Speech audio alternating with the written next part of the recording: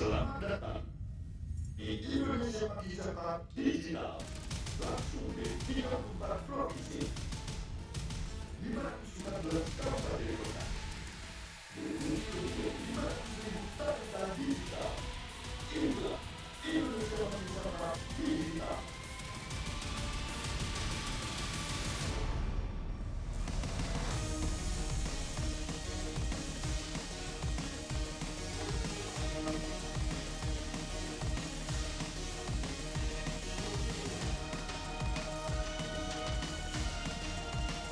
Saya luncurkan program literasi digital nasional hari ini.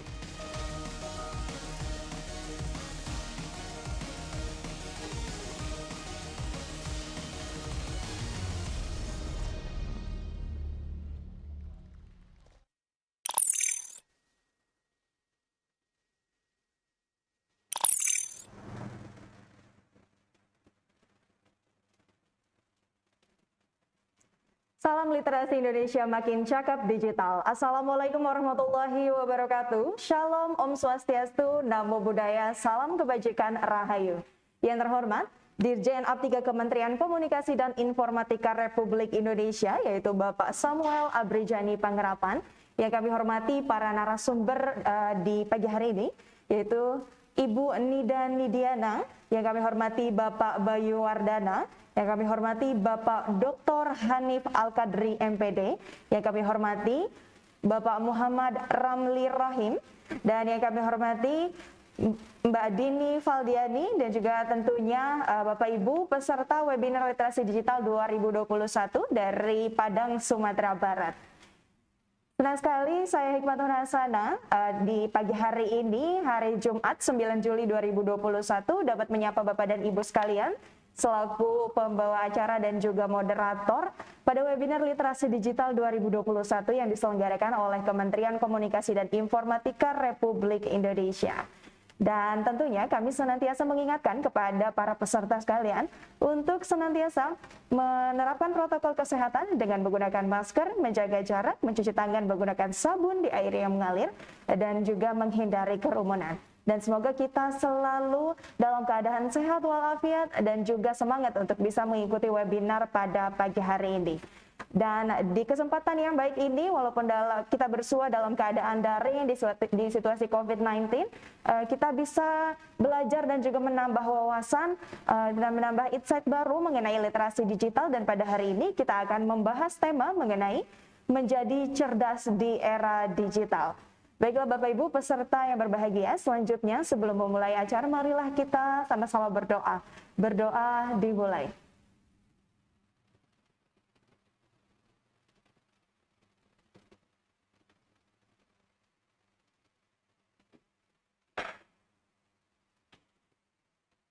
Berdoa selesai. Selanjutnya, marilah kita menyanyikan lagu kebangsaan Indonesia Raya.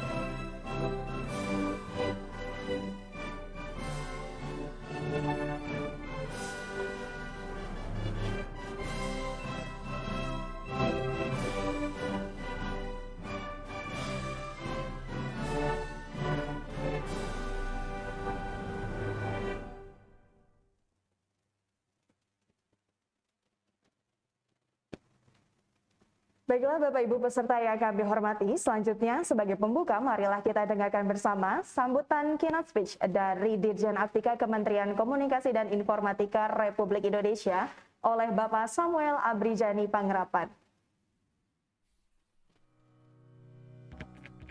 Pastikan kita selalu menerapkan protokol kesehatan dengan mengenakan masker, menjaga jarak, dan selalu cuci tangan. Assalamualaikum warahmatullahi wabarakatuh. Salam sejahtera bagi kita semua. Om Swastiastu, Namo Buddhaya, salam kebajikan. Rekan-rekan yang saya hormati, puji syukur kita panjatkan kehadiran Tuhan Yang Maha Esa atas berkat dan rahmat-Nya kita dapat berkumpul secara virtual dalam keadaan sehat di tengah situasi pandemi COVID-19.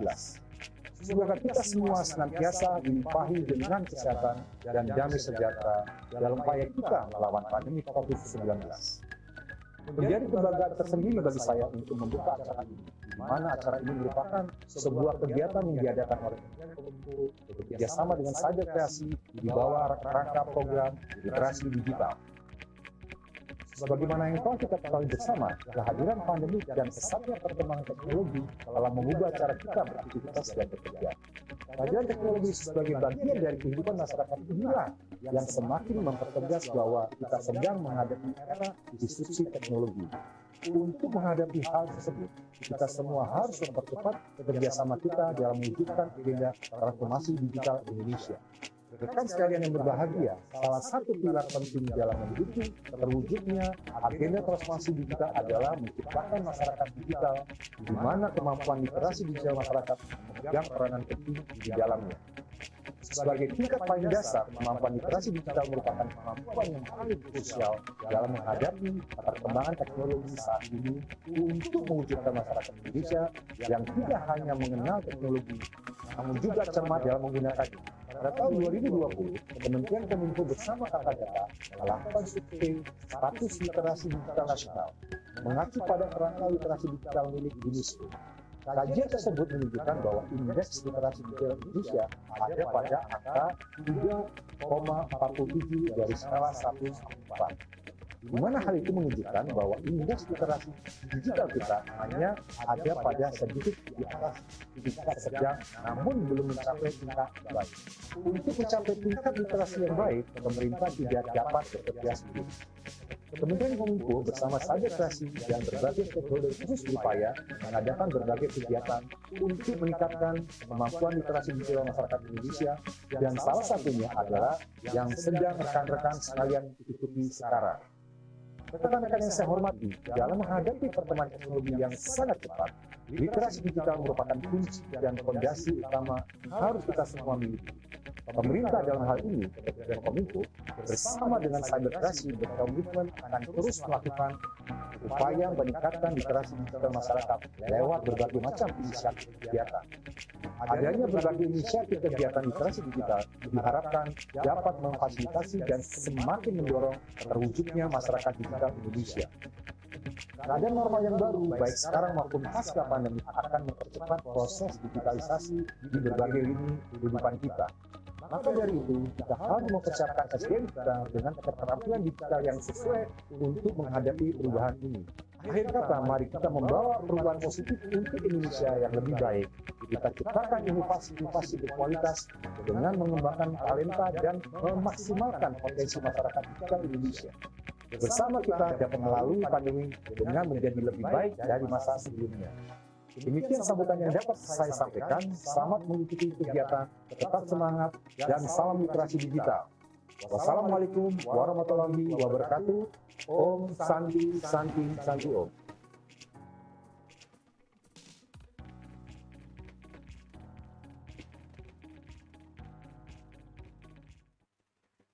Baik Bapak Ibu peserta webinar literasi digital 2021, sekali lagi kami ucapkan selamat datang dalam ruang webinar. Semoga dapat mengikuti hingga akhir acara dan juga dapat menerima banyak insight dan juga banyak pengetahuan mengenai literasi digital. Dan selanjutnya kita akan berbincang-bincang dengan key opinion leader kita pada pagi hari ini, yaitu Mbak Dini Valdiani. Beliau merupakan seorang dosen dan juga pengusaha Kasibah Hairtonic. Nah, kita langsung tersambung dengan Mbak Dini. Selamat pagi Mbak Dini. Halo pagi Mbak. Halo pagi Mbak. Bagaimana kabarnya hari ini? Alhamdulillah baik, sehat-sehat walafiat. Alhamdulillah. Mbak Dini, selamat datang di ruang webinar dan juga terima kasih di sela-sela kesibukannya yang masih aktif sebagai dosen dan juga pengusaha, masih menyempatkan waktunya untuk bisa mengikuti webinar pada pagi hari ini. Ya. Baik, Mbak Dini, terkait dengan penggunaan media sosial, Mbak Dini sendiri, saya lihat ini aktif sekali di Instagram Mbak Dini ya, dan mungkin ada media sosial lain yang sering digunakan. Oke, baik, terima kasih. Halo semuanya, Assalamualaikum. Nama saya Dini Valdiani. Iya Mbak, jadi saya sehari-hari paling banyak memang menggunakan Instagram. Tapi meskipun demikian, saya juga punya beberapa akun lain, yaitu maksudnya punya akun medsos lain. Ada Facebook, ada Twitter, sama TikTok saya juga punya gitu. Tapi mungkin kalau di 3 yang itu saya nggak terlalu aktif, jadi lebih ke pasif aja, cuman mantau, cuman scroll-scroll aja. Sementara kalau di Instagram saya memang aktif karena Instagram bagi saya bukan cuma sekedar untuk personal branding saya, tapi juga untuk bisnis ya. Jadi saya juga jualan juga di Instagram gitu, Mbak. Baik Mbak Dini, terkait dengan kesibukan sebagai dosen dan juga sebagai pengusaha tentunya dan sekaligus sebagai influencer, boleh dibagikan Mbak kepada para peserta di pagi hari ini pengalaman yang paling menarik selama menggunakan sosial media? Ya, banyak ya Mbak kalau pengalaman yang menarik menggunakan sosial media, tapi yang paling menarik itu adalah sekarang saya senang banget gara-gara saya ngajar mata kuliah komunikasi bisnis, kemudian saya kan jadi mewajibkan lah pada saat itu karena lagi pandemi, saya mewajibkan mahasiswa saya semuanya berjualan online. Jadi nanti saya cuma tinggal ngecek akun medsos mereka masing-masing. Awalnya dulu yang malu-malu, ada yang merasa nggak berbakat berjualan itu kelihatan kagok banget gitu ya. Tapi lama-lama ternyata setelah mereka untung, setelah ya kalau anak-anak zaman sekarang ngomongnya cuan ya, setelah mereka untung dan lain-lain ternyata malah jadi keterusan, dan saya lihat sekarang setelah lulus mata kuliah saya mereka masih berlanjut mengerjakan bisnis-bisnis mereka di online gitu. Jadi saya merasa senang karena ibaratnya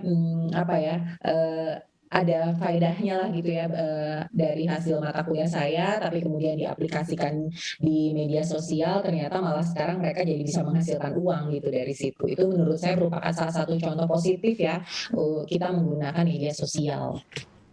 Luar biasa Mbak, media sosial itu tidak hanya banyak hal negatifnya aja ya Mbak ya, ternyata banyak sekali hal positif. Contohnya dengan yang sesuai pengalaman dengan Mbak Dini sebagai dosen, mahasiswa justru malah membuka peluang bisnis untuk mereka begitu ya Mbak ya? Iya, jadi ada yang hobinya fotografi, kalau mereka kan dulu mungkin cuma sekedar upload foto aja gitu ya. Nah, sekarang tuh sama mereka malah dikembangkan mungkin jadi bisnis, dan alhamdulillah gitu. Jadi di era pandemi ini saya lihat ada yang bisnis kopi, ada yang bisnis masker gitu kan ya. Nah, tapi sama mereka mungkin fitnya dibikin bagus, dibikin menarik, sehingga malah sampai sekarang terus jadi jualan terus gitu. Luar biasa Mbak, sangat bermanfaat tentunya ya. Dan semoga itu juga bisa menjadi ladang amal, di ladang ibadah. Amin. Sebagai pendidik, luar biasa, Masya Allah. Terima kasih Mbak Dini, selamat mengikuti webinar di pagi hari ini. Nanti kita akan tersambung lagi di sesi akhir. Sama-sama Mbak Hikmatul. Baik Bapak Ibu peserta yang berbahagia, selanjutnya kita akan masuk ke materi yang pertama. Namun sebelumnya saya akan membacakan tata tertib untuk webinar pada pagi hari ini. Yang pertama, peserta sudah dapat bergabung Zoom meeting 30 menit sebelum acara dimulai. Dan yang kedua, demi keamanan bersama, peserta yang diizinkan masuk ruang webinar adalah peserta yang sudah mendaftar ke link pendaftaran. Yang ketiga, sebagai wujud ketertiban, peserta harus menyesuaikan nama akun Zoom dengan format sebagai berikut. Nama peserta _ nama instansi. Sebagai contoh, Susiana _ Universitas Negeri Padang. Dan yang keempat, peserta diharapkan untuk mematikan mikrofon dan menyalakan kamera selama acara berlangsung. Yang kelima, bagi yang ingin bertanya, dapat mengajukan pertanyaan melalui kolom chat dengan format nama, pertanyaan, nama narasumber yang dituju, dan juga nomor telepon yang telah tersambung dengan e-wallet.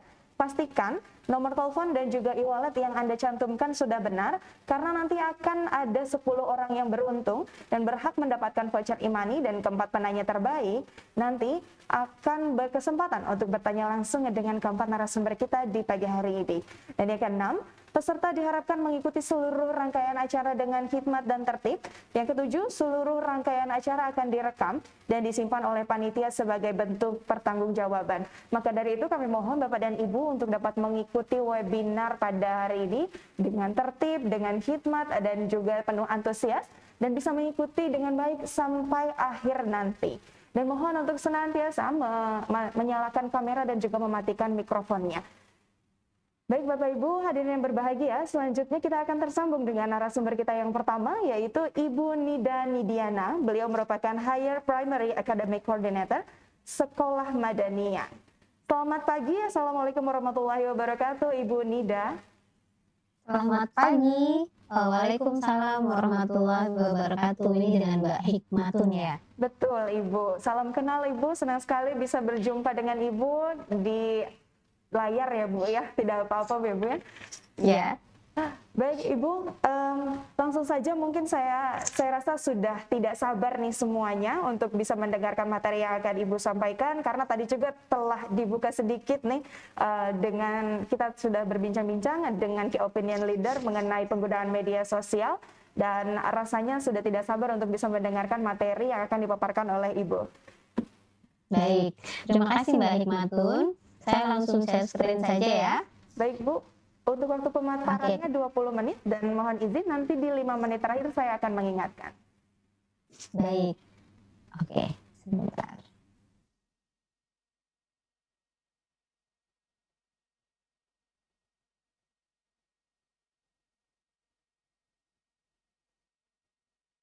Semoga sudah tampil sudah ya. Oke. Selamat pagi, selamat datang para peserta pagi hari ini di kegiatan mengenai cerdas digital ya. Saya ingin menyapa dulu para mahasiswa yang sudah hadir dan juga para pembicara yang akan tampil setelah ini. Selamat pagi semuanya. Oke, digital ethics adalah bahasan yang akan menjadi materi saya di pagi hari ini ya. Baik, apa sih yang akan saya bahas berikutnya? Oke, ini perkenalan dulu. Saya Nida, saya Wakil Kepala Sekolah Bidang Kurikulum di Sekolah Madaniyah. Saya adalah praktisi pendidikan dan sudah bergabung di dunia pendidikan sejak tahun 2001 ya. IG saya adalah Nidiana Nida, silakan mampir kalau sempat. Oke, diawali dengan tadi kan tentang digital ethics, ini ada berita nih ya teman-teman mahasiswa. Ini berita dari Prambors, Radio Prambors yang lumayan terkenal lah ya di area Jakarta sekitarnya dan juga Indonesia sampai juga sepertinya ke Padang. Ini headlinesnya, Microsoft sampai tutup kolom komentar, bukti nyata netizen Indonesia tidak sopan, katanya begitu ya. Apa nih maksudnya? Di situ ada kalimat, hai kaum muda, kalian nggak termasuk yang menghujat Microsoft kan? Oke, mari kita lihat berikutnya ya. Ini Digital Civility Index 2020. Sebentar.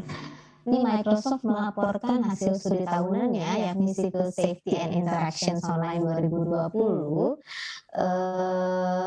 Studi tersebut dirilis di Februari 2021, mengukur tingkat kesopanan digital dari pengguna internet dunia saat berkomunikasi di dunia maya.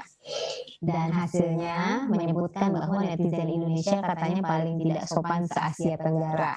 Nah, akibat dari pengumuman itu akun Instagram Microsoft diserang habis-habisan sampai memilih menutup kolom komentar mereka. Nah, ini sepertinya mengkonfirmasi ya, ketika ini terjadi akhirnya jadi mengkonfirmasi hasil penelitian itu. Nah, netizen Indonesia ramai-ramai membajiri Twitter dan Instagram mereka. Dari laporan DCI ini, survei yang dilakukan oleh Microsoft itu ada sekitar 16.000 responden dari 32 wilayah dan 503 responden berasal dari Indonesia. Kita hadapkan dulu nih ya maksud berita ini dan hubungannya dengan digital ethics. Oke, ini dari video yang tadi nih ya, yang dibuat oleh Kominfo. Baca sosmed bikin aku bengong, katanya. Banyak berita isinya bohong. ini digosipkan meninggal Sylvester Stallone, Brad Pitt, Mr. Bean, sampai Jackie Chan. Seingat saya Bapak almarhum Habibie juga sempat ya digosipkan gitu ya, kok kayaknya hobi ngedoain orang meninggal katanya gitu ya, kalau ngelihat dari video ini. Harusnya ada etikanya kita bermain di sosial media, betul ya? Oke, nah dari pemerintah sendiri sudah membuat undang-undang ya, barang siapa yang sengaja menyebarkan berita bohong dan menyesatkan itu akan diganjar pidana. Nah ini adalah contoh kasus lagi pasal UU ITE yang sering menjerat netizen di medsos. Ini salah satunya di Maret 2021 dari Virtual Police yang menciduk seorang pria berinisial AM ya, yang waktu itu tentang Gibran Rakabuming Rakaputra. Jadi AM memberikan komentar, tahu apa dia tentang sepak bola? Taunya dikasih jabatan saja katanya di akun Instagram @garudarevolution. Nah, komentar tersebut untuk menanggapi mengenai penggelaran semifinal dan final Piala Menpora di Kota Solo. Coba ya kalimat-kalimat seperti ini. Nah, kemudian lagi di akunnya Sini Suka Ginting ya, ini tahun 2018 ini juga Ginting menjadi korban dari komentar pedas para netizen gara-gara dia kalah di Asian Games. Sampai ditulis tukang PHP dan lain-lain. Tapi coba lihat komentar berikutnya, saya ambil kalimat berita awal dan kalimat di berita akhirnya. Ada juga yang teman-teman baik gitu ya, yang menuliskan jangan nyerah bang, selalu semangat katanya. Kalau misalnya nggak bisa kasih komen baik, tolong dong kasih semangat ya di sini ya. Jangan dengarkan yang jelek-jelek gitu ya. Masih banyak yang mendukung. Nah, kita sendiri dari sini bisa melihat ya yang mana nih gitu, yang jadi pilihan gitu. Oke, untuk digital ethics. Jadi digital ethics itu seperti apa? Dari barusan yang saya tampilkan gitu ya. Itu hubungannya dengan etika yang baik dalam menggunakan internet, di mana kita mematuhi hukum dan norma gitu ya, dan tidak melakukan hal-hal yang dapat merugikan pengguna internet lainnya. Nah, kalau dari Kominfo sendiri, ini adalah kemampuan kita, digital ethics ini, dalam menyadari, memberikan contoh, menyesuaikan diri, merasionalkan, mempertimbangkan, dan mengembangkan gitu ya, cara kita berkomunikasi di dalam media sosial, dalam kehidupan sehari-hari gitu. Nah, lanjut kepada netiquette ya, teman-teman mahasiswa. Jadi ini salah satu contoh beretika dalam online class, di mana online classroom itu sama saja dengan face to face classroom, dengan tatap muka gitu ya. Just like in your face to face classroom, sama saja. Di mana ada dasar-dasar yang harus kita patuhi gitu ya. Di mana yang pertama, be aware. Hati-hati, watch what you write and say. Hati-hati, perhatikan apa yang akan kita tulis dan apa akan kita katakan, ya, atau bagaimana cara menulisnya. Jadi kalimat-kalimat yang mengandung kata-kata tidak baik gitu ya, kata-kata profanity gitu ya, itu sebaiknya tidak digunakan. Kemudian tone dari pesan juga ya diperhatikan karena terasa pasan tulisan itu. Kemudian be respectful gitu ya, dan gunakan kata-kata minta tolong, terima kasih. Kemudian candaan-candaan, sarkas gitu ya, dan emoji-emoji yang terlalu berlebihan juga bisa memberikan misunderstanding gitu ya dalam online komunikasi. Jadi be aware, berhati-hatilah. Lalu dress for success ya teman-teman. Jadi performance kita juga dilihat gitu. Jadi gunakan appropriate attire, pakaian yang pantas gitu ya pada saat kita online classroom gitu. Ketika synchronization, karena ingat bahwa image kita itu transmitted, tersalurkan kepada guru dan teman-teman sekelas kita. Jadi open your camera, buka kamera dan nggak pakai piyama ya. Gunakan pakaian yang pantas, betul-betul fokus ketika kita belajar online gitu. Jadi hormati orang yang ada di layar kita. Nah kemudian written words gitu ya, hindari all caps, hindari tulisan-tulisan dengan menggunakan kapital, huruf kapital semua gitu ya. Itu berkesan arogan. Jadi gunakan kalimat yang proper, yang baik, dengan punctuation yang baik gitu ya, spellingnya. Jadi kalau dengan dosen jangan menggunakan BTW atau ya Pak Sans gitu ya, OX gitu. Nah itu tuh akronim-akronim seperti itu tolong tidak digunakan ya, gunakan dengan bahasa Indonesia yang baik dan benar gitu. Dan tidak menggunakan kalimat-kalimat menyerang dalam chatroom, proper gitu ya, karena itu menunjukkan kita pada saat offline ya. Online dan offline sebetulnya hanya beda di media saja gitu ya. Oke, nah ini netiquette ini saya ambil dari Dodia Alberta Middle School USA, ini aslinya dari sini. Nah, jadi ini satu lagi tentang rules bernetiket ya, beretika di dalam internet.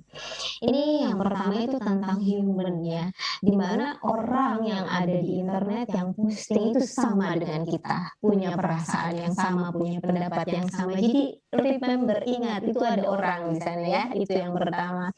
Kemudian yang kedua, ingat bahwa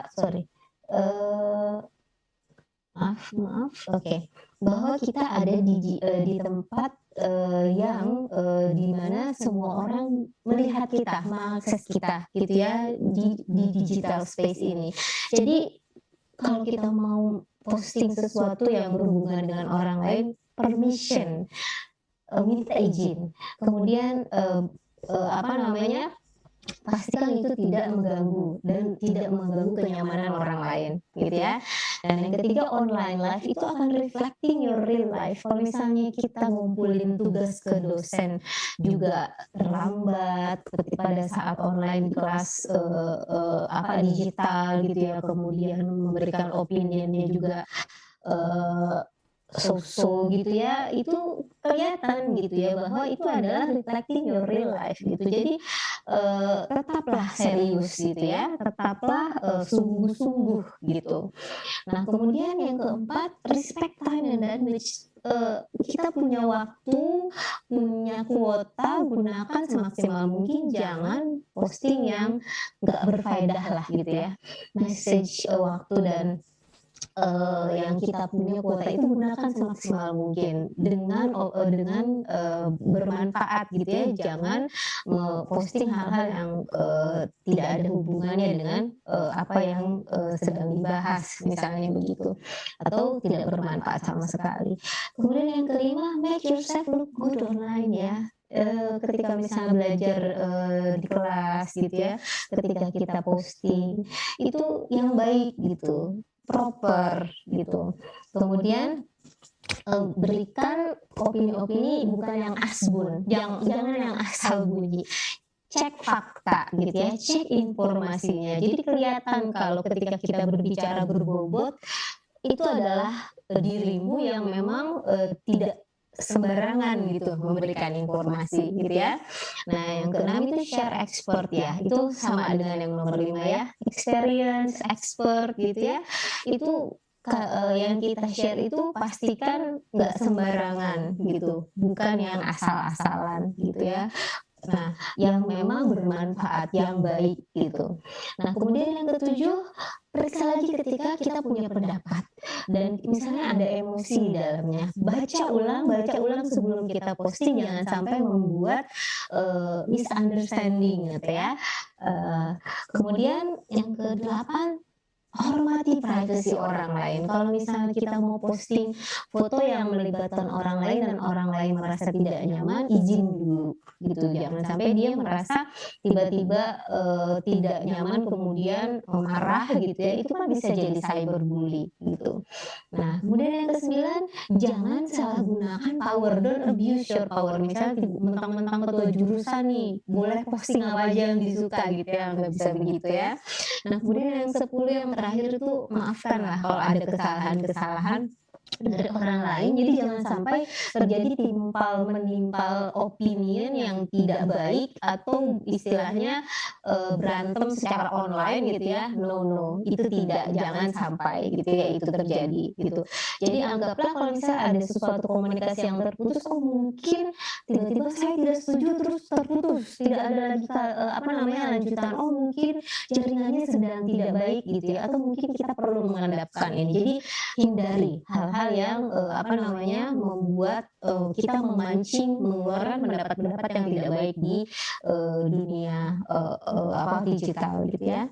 Bagaimana kalau abai? Bisa fatal akibatnya ya, karena itu akan jadi jejak digital kita gitu. Nah, jadi teman-teman mahasiswa harapannya ujung-ujungnya gitu ya, kita jadi punya good digital citizenship, di mana kita itu akan menjadi terbiasa untuk berpikir sebelum posting dan mengingat bahwa apapun yang dipost secara online ini akan permanen, akan ada dan gampang dicari jejaknya sampai kapanpun.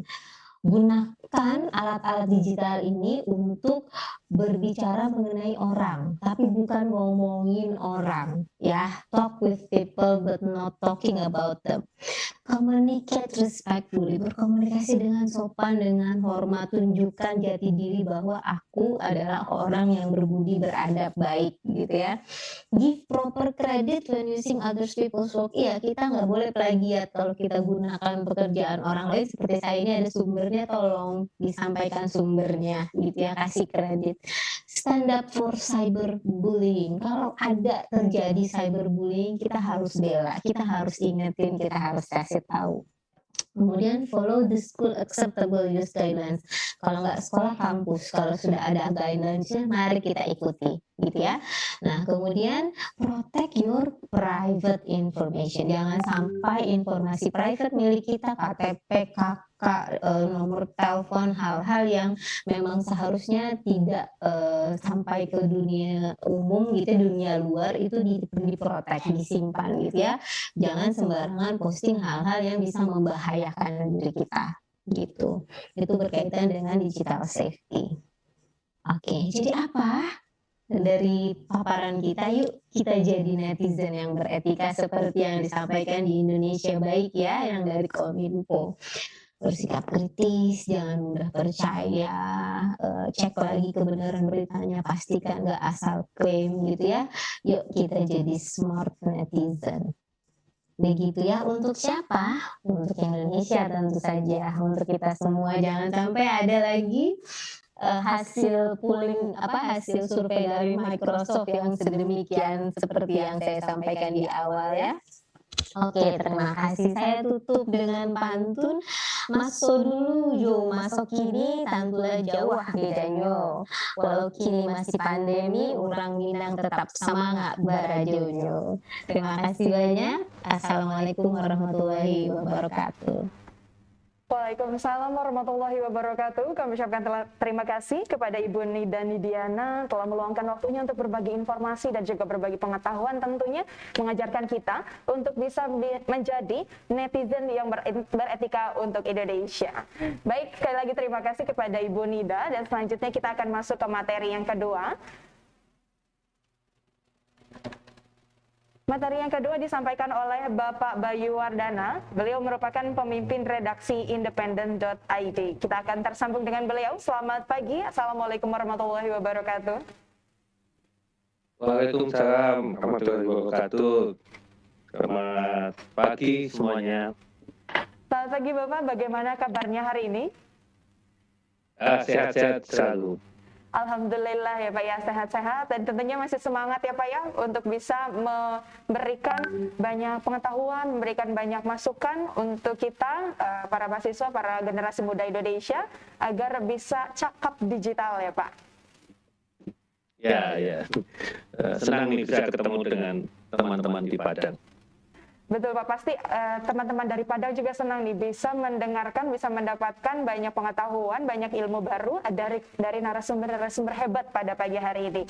Dan langsung saja Bapak, Kalau sudah siap, kami berikan kesempatan kepada Bapak untuk dapat memaparkan materinya. Waktunya sama 20 menit dan nanti di 5 menit terakhir akan saya ingatkan. Oke, terima kasih Mbak.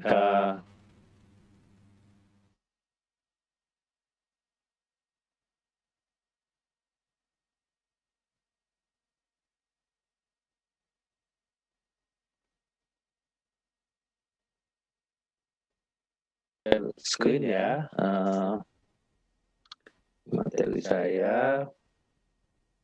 Baik, tadi sudah diperkenalkan, saya Bayu Wardana, saya memimpin satu media online, independen.id. Ini kalau mau kontak saya bisa di email saya di 1001bayu@protonmail.com. Baik teman-teman semua, saya akan masuk sesuai judul tadi tentang keamanan di perangkat dan di jaringan. Saya cepat saja, pasti teman-teman atau ibu bapak, saya lihat juga ada beberapa bapak ibu guru di sini. Kita punya yang namanya perangkat keras dan perangkat lunak atau hardware atau software ya biasanya. Nah, perangkat keras itu ada laptop, tablet, ponsel dan seterusnya. Nah, perangkat lunak pasti kita juga sudah mengenal ya, ada Zoom, ada WhatsApp, Google Meet, dan seterusnya. Kenapa saya memulai dengan itu supaya kita nanti bisa membahas satu persatu. Nah, soal keamanan, ini saya ambil dari kata data .id ya, bahwa dia mengatakan bahwa dari data yang kejahatan cyber tahun 2019 ini agak 2 tahun yang lalu ya, bahwa peretasan atau pembobolan alat elektronik itu nomor 5 di Indonesia yang sering terjadi, selain yang di atasnya pornografi dan sebagainya. Nah, kita akan membahas soal bagaimana mengatasi peretasan atau pembobolan alat elektronik ini. Pertama-tama tentu kita harus mengamankan tadi perangkat keras ya. Jadi perangkat keras kita laptop gitu ya, kalau bisa laptop, handphone, kemudian itu pakai password atau SASI. Nah, kalau di ponsel-ponsel yang agak kekinian gitu ya, yang lebih baru gitu, biasanya sandi tidak hanya berupa kata-kata sandi, tapi bisa juga sidik jari, pola atau pengenalan wajah. Nah, itu sebaiknya digunakan. Nah, ini sebenarnya materi saya kalau nanti dibagikan bisa diikuti langkah-langkahnya. Ini saya ambil contoh saja singkat. Kalau di ponsel Android terutama ya, ini ambil saja di setting atau pengaturan, nanti ada kunci layar, ini diklik, maka tinggal pilih mau tipe sidik jari atau pola. Atau kalau ponselnya agak canggih, ada biometrik dan kemudian nanti ada pengenalan wajah dan sidik jari.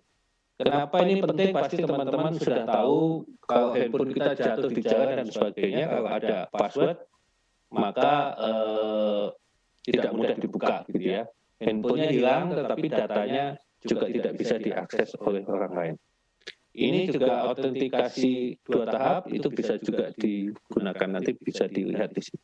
Nah, bagaimana dengan keamanan perangkat lunak ya? Jadi di perangkat lunak itu biasanya ada yang disebut operating system, jadi tergantung kalau kita handphone pakai Android atau pakai iOS. Kalau di laptop kita ada yang pakai Windows, Apple ataupun Ubuntu ya, yang mungkin familiar dengan ini.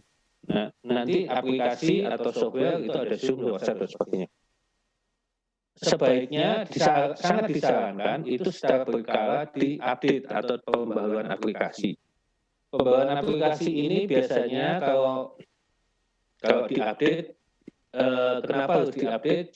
Itu biasanya membantu kinerjanya lebih bagus, lebih cepat, tidak boros baterai gitu ya kalau di ponsel, tapi juga tidak mudah dibobol oleh hacker. Nah, ini ada langkah-langkahnya, nanti bisa diikutin saja. Kalau operating system ini di handphone ya, saya lebih banyak mengambil contoh di handphone, setting, nanti update, tinggal dilanjutkan. Atau kalau di aplikasi Android biasanya pakai Play Store. Nanti ada kelola akun kalau kita pakai bahasa Indonesia ya, aplikasi dan game baru diupdate. Ini ada contoh-contohnya ya. Ini kalau yang tadi aplikasi di Android, Play Store, ini ada foto kita di sini, diklik, nanti muncul kelola akun Google Anda. Nah, kemudian diupdate semua atau diupdate satu-satu. Sangat disarankan untuk itu, untuk keamanan kita. Ini yang ponsel, saya cepat saja. Nah, ini yang sering kita lupakan. Kalau kita sering mendaftar apapun ya, mendaftar Zoom, mendaftar WhatsApp, mendaftar Telegram, pasti diminta email dan nomor ponsel. Nah, justru dua ini yang harus kita jaga dengan baik-baik supaya email dan ponsel kita tidak dibobol. Karena kalau dibobol ya bisa masuk ke Zoom kita, bisa masuk ke WhatsApp kita dan sebagainya. Nah, email saya menyarankan kita punya email lebih dari satu, setidaknya 2, untuk membedakan antara email untuk belanja, nah ini yang hobi belanja gitu, atau yang jualan gitu ya, tadi kayak Mbak Dini gitu ya, kalau punya email untuk bisnis sebaiknya dibedakan dengan email pribadi. Karena biasanya supaya apa? Kalau satu email bobol tidak mengganggu ke email yang lain. Seandainya umpamanya saya mahasiswa, saya pakai email untuk kuliah, untuk informasi dengan kampus, dengan dosen, tapi ketika saya punya bisnis umpamanya di Tokopedia, pakai email yang berbeda gitu. Karena biasanya memang yang rentan atau suka disasar untuk dibobol ini yang email atau kegiatan-kegiatan bisnis seperti di Instagram, di Tokopedia dan sebagainya. Nah, itu dibedakan supaya tidak ketika terjadi sesuatu tidak mengganggu yang lain. Gunakan kata sandi yang kuat, saya kira sudah paham semua. Ini contohnya. Kalau Anda menggunakan Google atau Gmail ya maksud saya di sini, pakailah autentikasi 2 langkah itu. Ini contohnya nanti bisa diikuti. Umpamanya kalau Anda membuka Gmail Anda di foto ini, klik nanti ada manage your Google account, nanti ke security ya berikutnya. Nah, nanti di bawah setelah security diklik, nanti ini email saya contohnya masih off ya, off, kemudian diklik nanti mulai di sini. Nah, itu nanti ada autentikasi 2 langkah. Jadi sebenarnya apa yang saya sampaikan ini semua saya mengajak teman-teman, ibu bapak untuk mengamankan emailnya itu dengan autentikasi 2 langkah, email, Facebook maupun WhatsApp nanti ya. Nah, ini contohnya, hasilnya nanti kalau di endingnya begini. Jadi setiap kali ada yang membuka email saya di perangkat yang lain gitu ya, akan ketahuan, oh dibuka di ini ada 2 HP gitu ya. Oh, nanti ketika ada yang ketiga saya akan tahu ini bukan HP saya nih, ini berarti ada yang membobol saya sehingga saya langsung ganti password. Email kita bisa cek gitu, apakah email kita itu sudah dicuri atau ada kemungkinan dicuri passwordnya atau tidak. Pilih dengan mengecek di beberapa situs ini. Ini ada 3 situs yang saya kasih contoh. Saya ambil contoh saja salah satu ya di advance.com. Nah, nanti home-nya di halaman muka akan muncul begini, masukkan email Anda, cek, ini diklik, nah langsung akan muncul nih. Ini ada 2 contoh, email saya yang 1001bayuproton.mail itu dia dikatakan tidak ada yang mencuri atau tidak ada yang bocor, tetapi di email yang ini, email yang lain, kelihatan nih ada satu password yang lemah atau dicuri. Nah, itu segera password ini harus segera diganti. Anda bisa ngecek sendiri di alamat-alamat tadi. Nah, tadi email ya, sekarang saya masuk ke WhatsApp. Nah, WhatsApp ini memang sering diambil alih nih, sering banyak dicuri nih akhir-akhir ini. Mencegahnya juga dengan autentikasi 2 langkah. satu syarat yang mutlak ada, Anda kalau mendapatkan SMS, mendapatkan WhatsApp yang isinya kode-kode, itu sebaiknya tidak sama sekali dikirimkan ke orang lain, sama sekali. Ya, kalau Anda dapat kode-kode itu salah satu kuncinya itu ya. Kenapa begitu? Mari kita lihat. Nah, ini biasanya modus pembajakan WhatsApp itu begini. Kalau saya punya WhatsApp gitu ya, atau saya mau membajak WhatsApp-nya Mbak Dini ini tadi. Key opening leader kita. Saya tahu nomornya Mbak Dini, gitu saya tahu. Kemudian saya menginstal WhatsApp di HP saya.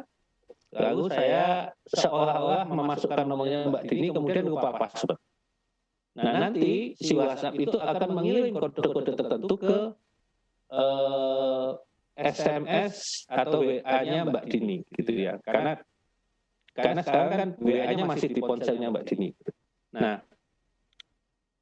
ini yang kedua. Nah, lalu biasanya pembajak itu mengirim WA atau kode seolah, maaf tadi saya salah mengisi ini kode tertentu, itu sebenarnya paket buat saya, tolong dikirimkan dong kode saya yang seperti kurang lebih seperti ini yang masuk ke Anda. Jadi seolah salah sambung, atau kadang Anda kalau mau gabung dengan grup pebisnis ini dengan keuntungan ini sangat menggiurkan gitu ya, tolong kirim kode keamanan itu. Nah, kadang-kadang kita habis bangun tidur atau apapun belum sadar gitu ya, kemudian kita kirimkan karena kasihan, wah ini orang salah kirim, ini saya kirimkan. Mbak Dini kirimkan ke saya. Nah, begitu Mbak Dini kirimkan kodenya itu ke saya, maka kode itulah saya bisa mengambil alih WA-nya Mbak Dini gitu. Otomatis langsung WA-nya di ponsel saya, yang di WA-nya Mbak Dini mati, biasanya off gitu. Nah, mulailah saya kemudian nanti pinjam duit ke teman-temannya Mbak Dini gitu ya, mengatasnamakan Mbak Dini. Nah, itu intinya, maka yang poin kelima ini, jangan berikan kode keamanan kepada siapapun. Contohnya kayak gini nih, kode keamanan di Facebook ya. Nah, bagaimana membuat notifikasi 2 langkah di WhatsApp? Biasanya kalau di WhatsApp, titik 3 di atas diklik, nanti muncul setelan atau setting kalau bahasa Inggrisnya. Nanti kemudian masuk ke akun. Dari akun nanti muncul verifikasi 2 langkah, lalu silakan ikuti langkah begitunya. Dengan kalau umpamanya tadi Mbak Dini sudah melakukan notifikasi 2 langkah, maka ketika ada orang yang meminta, tadi saya meminta lupa password, WhatsApp akan kirim peringatan ke Mbak Dini, ini ada orang yang minta lupa password, benar kamu atau tidak. Nah, jadi akan pencurian tadi tidak bisa terjadi karena WhatsApp kasih alert atau kasih pemberitahuan. Ada yang mau masuk ke WhatsApp-mu di perangkat yang lain, kamu setuju atau tidak. Nah, itu akan mencegah kita untuk tidak mengirim kode dan sebagainya. Nah, ini cara mengecek apakah WhatsApp kita diretas atau tidak. Ngeceknya manual ya, klik titik 3 tadi, kemudian kita ambil bukan setting tapi WhatsApp web. Nanti akan kelihatan nih WhatsApp saya, ini contohnya saya ya, itu muncul di mana saja nih, di Chrome tanggal sekian dan jam berapa. Nah, kalau kita merasa tidak mengaktifkan, berarti ada yang membuka ini di laptop yang lain, itu kita bisa cek.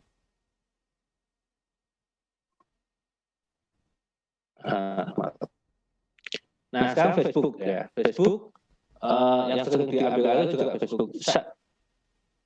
Tipsnya ini, yang penting kita selalu ingat email dan nomor ponsel, karena biasanya orang daftar Facebook, emailnya terus lupa dan tidak pernah dibuka. Lah itu kalau email kita diambil alih, kita tidak bisa membuka lagi email itu, karena biasanya Facebook akan kirim kode ke email kita. Sembunyikan data-data pribadi dari publik seperti tanggal lahir, alamat, email, nomor ponsel. Karena kecuali kalau Anda berbisnis ya pasti butuh nomor ponsel bisa dihubungi. Tetapi kayak tanggal lahir menurut saya sebaiknya disembunyikan karena untuk rekening bank dan sebagainya kan juga pakai tanggal lahir dan sebagainya. Ini pengaturan keamanan lewat ponsel atau autentifikasi 2 langkah Facebook. Kurang lebih sama ya kayak WhatsApp dan email tadi. Nah, Anda kalau masuk ke Facebook di kanan atas diklik pengaturan, lalu keamanan login. Ini kelihatan kalau di Facebook habis buka di mana ini Facebook Anda terakhir. Ini contohnya di laptop di Semarang gitu ya. Lalu kemudian tinggal ada autentifikasi 2 faktor kalau istilahnya di Facebook bukan 2 langkah tapi 2 faktor. Nah, nanti munculnya begini. Kalau ada yang membuka Facebook kita atau mencoba masuk membuka Facebook kita di perangkat lain, di laptop lain yang bukan milik kita, maka dia akan kirim kode-kode atau kirim SMS apakah benar Anda membuka di Windows atau di laptop di kota Surabaya umpamanya. Nah, itu berarti bukan saya. Nah, itu bisa ditolak dan orang itu tidak bisa masuk ke Facebook kita. Ya, tadi ya kita sudah email. Waktunya 5 menit lagi. Oke, baik. Saya sebentar boleh saya tunjukkan satu video, nanti saya cepat saja.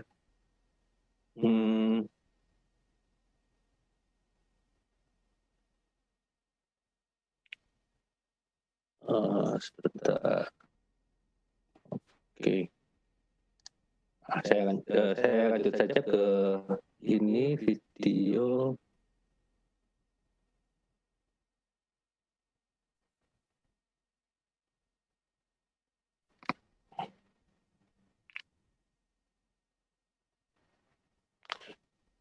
Kelihatan ya videonya ya.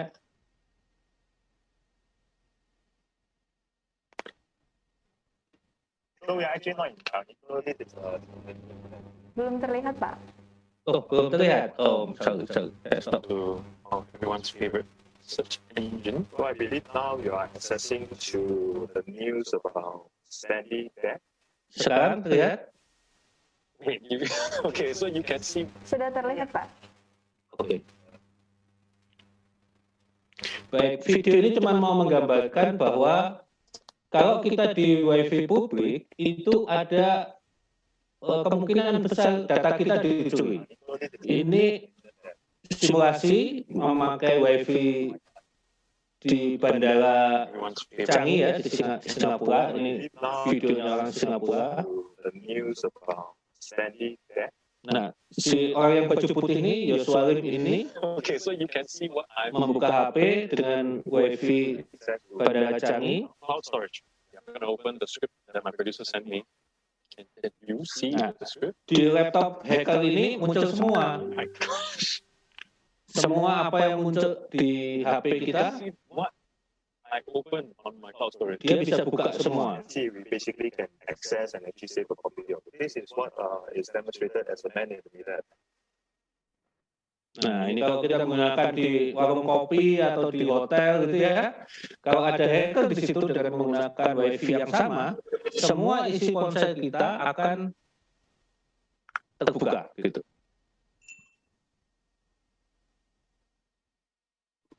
Bahkan In the app itself, the hacker could actually trigger a lot of stuff. bisa merekam suara kita gitu ya. Actually just send across to us.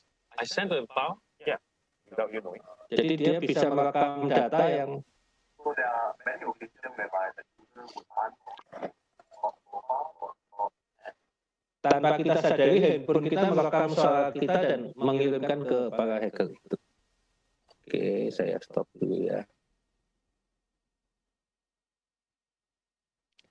Nah, ini sebenarnya saya mau mengatakan bahwa berbahaya menggunakan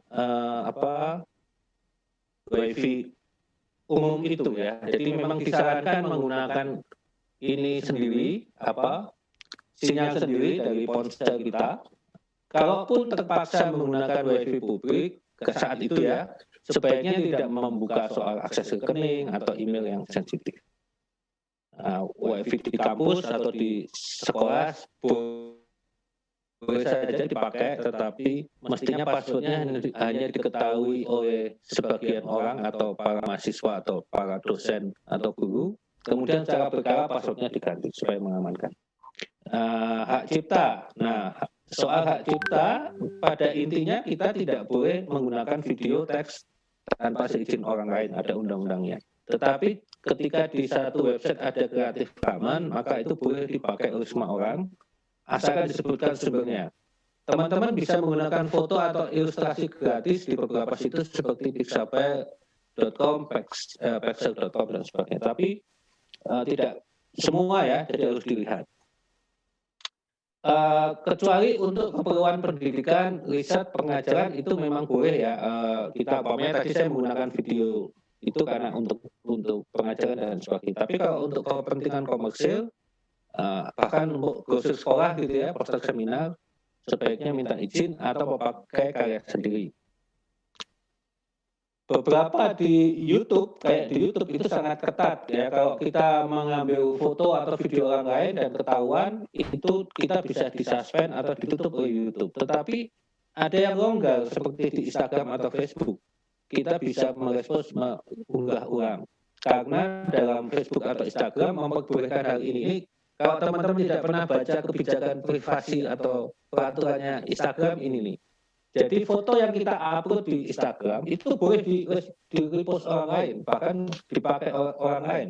Hak cipta kita abu-abu nih kalau di Instagram.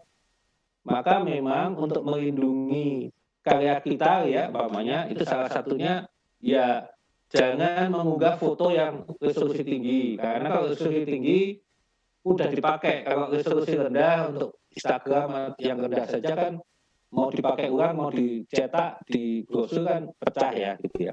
Atau memberi watermark ya pada foto, video atau teks. Ketiga, atau memberi barcode. Ada sistem bikin barcode, tetapi ini cukup mahal.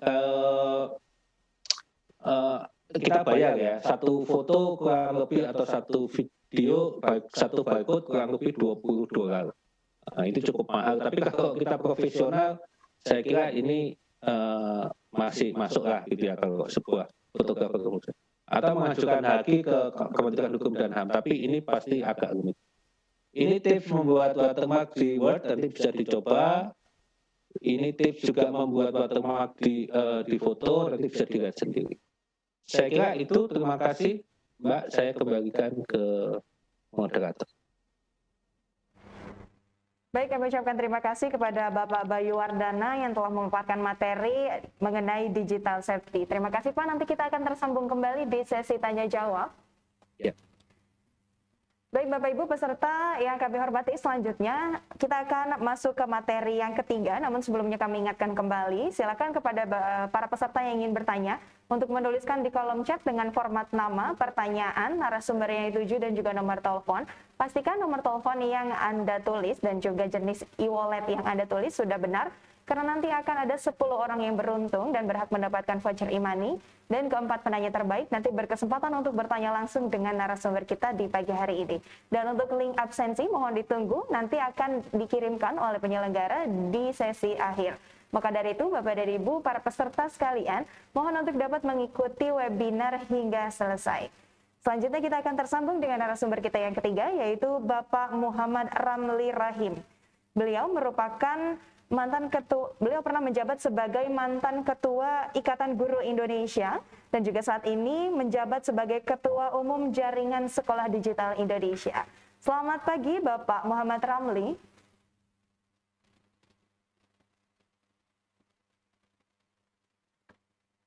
Mohon maaf Bapak, suaranya belum terdengar.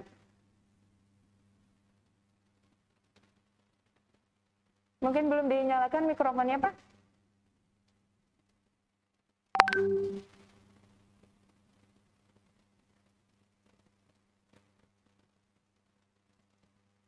Selamat pagi Bapak Muhammad Ramli.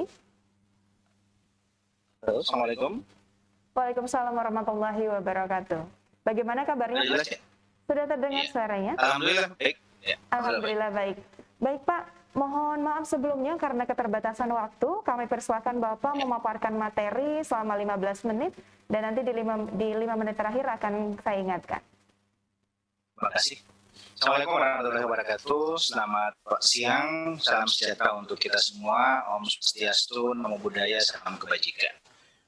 Bapak Ibu yang kami hormati, hari ini saya diberikan kesempatan untuk membagikan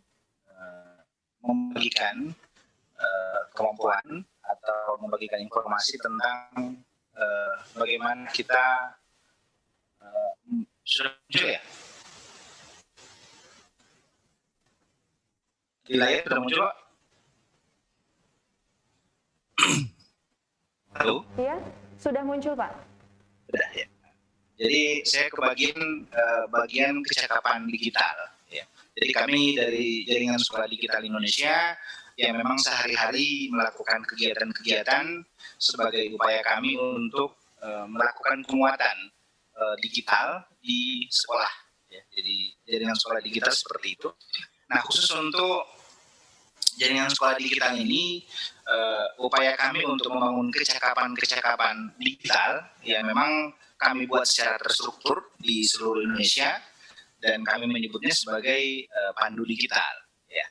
Jadi mungkin di tahap awal, misalnya ini ada data-data yang dimunculkan bahwa pandemi dan landscape digitalisasi aktivitas masyarakat yang memang pengguna internet di Indonesia sangat besar. Ya. Kemudian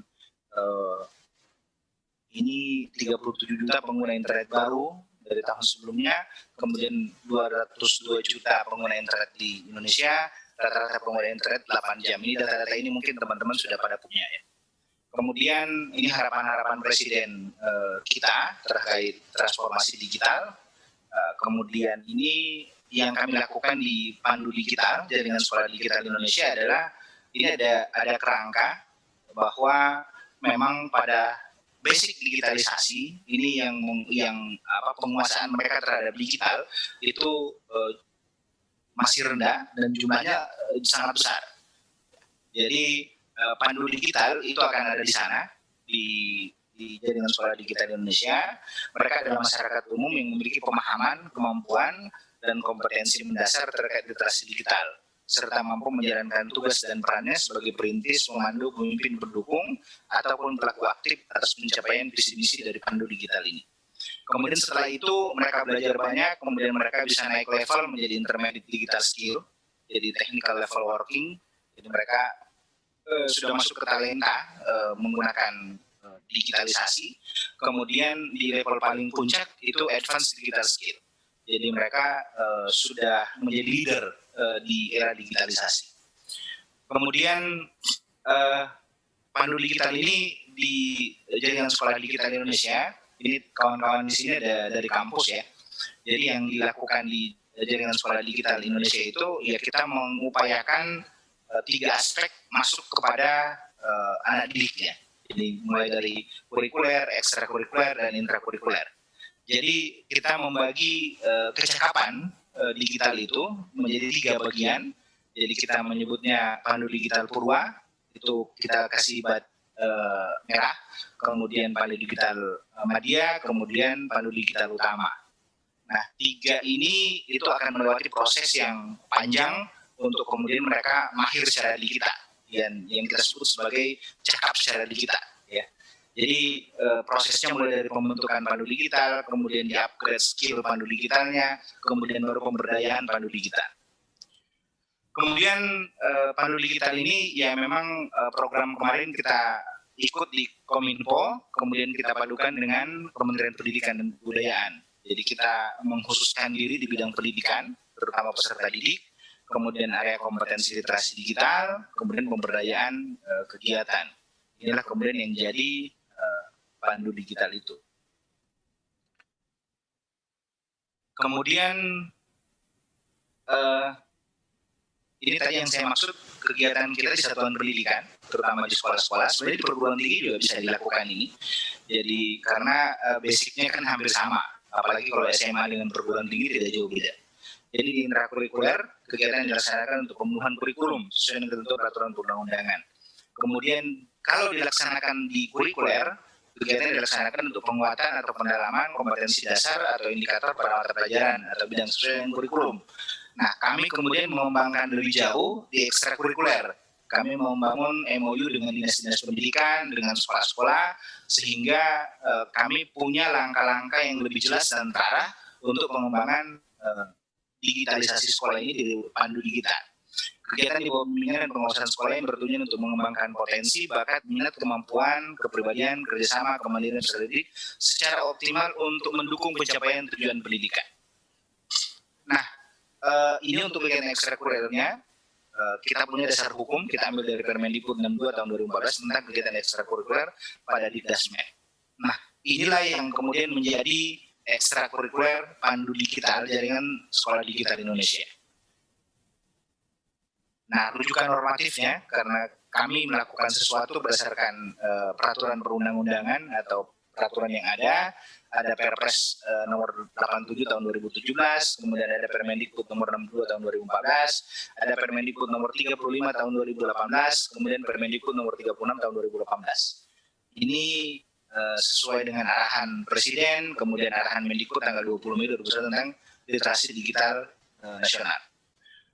Nah, apa sebenarnya yang kita inginkan dari proses membangun kecerdasan digital ini di pendidikan? Kita ingin mewujudkan peserta didik yang berkompetensi digital, berkarakter Pancasila, dan berwawasan global menuju Indonesia emas. Jadi kalau tadi seperti etika di dunia sosial, di media sosial, kemudian bagaimana mengamankan perangkat-perangkat lunak, itu menjadi bagian dari proses yang kami jalankan di pandu digital itu. Kemudian fungsi ekskul itu yang mulai dari pengembangan, mengembangkan kemampuan dan kreativitas peserta didik sesuai dengan potensi, bakat, minat, dan peserta didik secara individual. Kemudian mengembangkan persiapan karir peserta didik. Jadi kami sangat yakin bahwa kemampuan mereka dalam bidang digitalisasi itu akan sangat berpengaruh terhadap masa depan mereka. Sama tadi Ibu Andini misalnya menyampaikan bahwa dengan memberikan mata kuliah, kemudian mereka didorong untuk bikin bisnis di media sosial, akhirnya mereka bisa punya harapan masa depan meskipun tidak harus melamar pekerjaan gitu. Kemudian mengembangkan kemampuan dan rasa tanggung jawab sosial peserta didik. Ini tadi terkait etika menggunakan media sosial.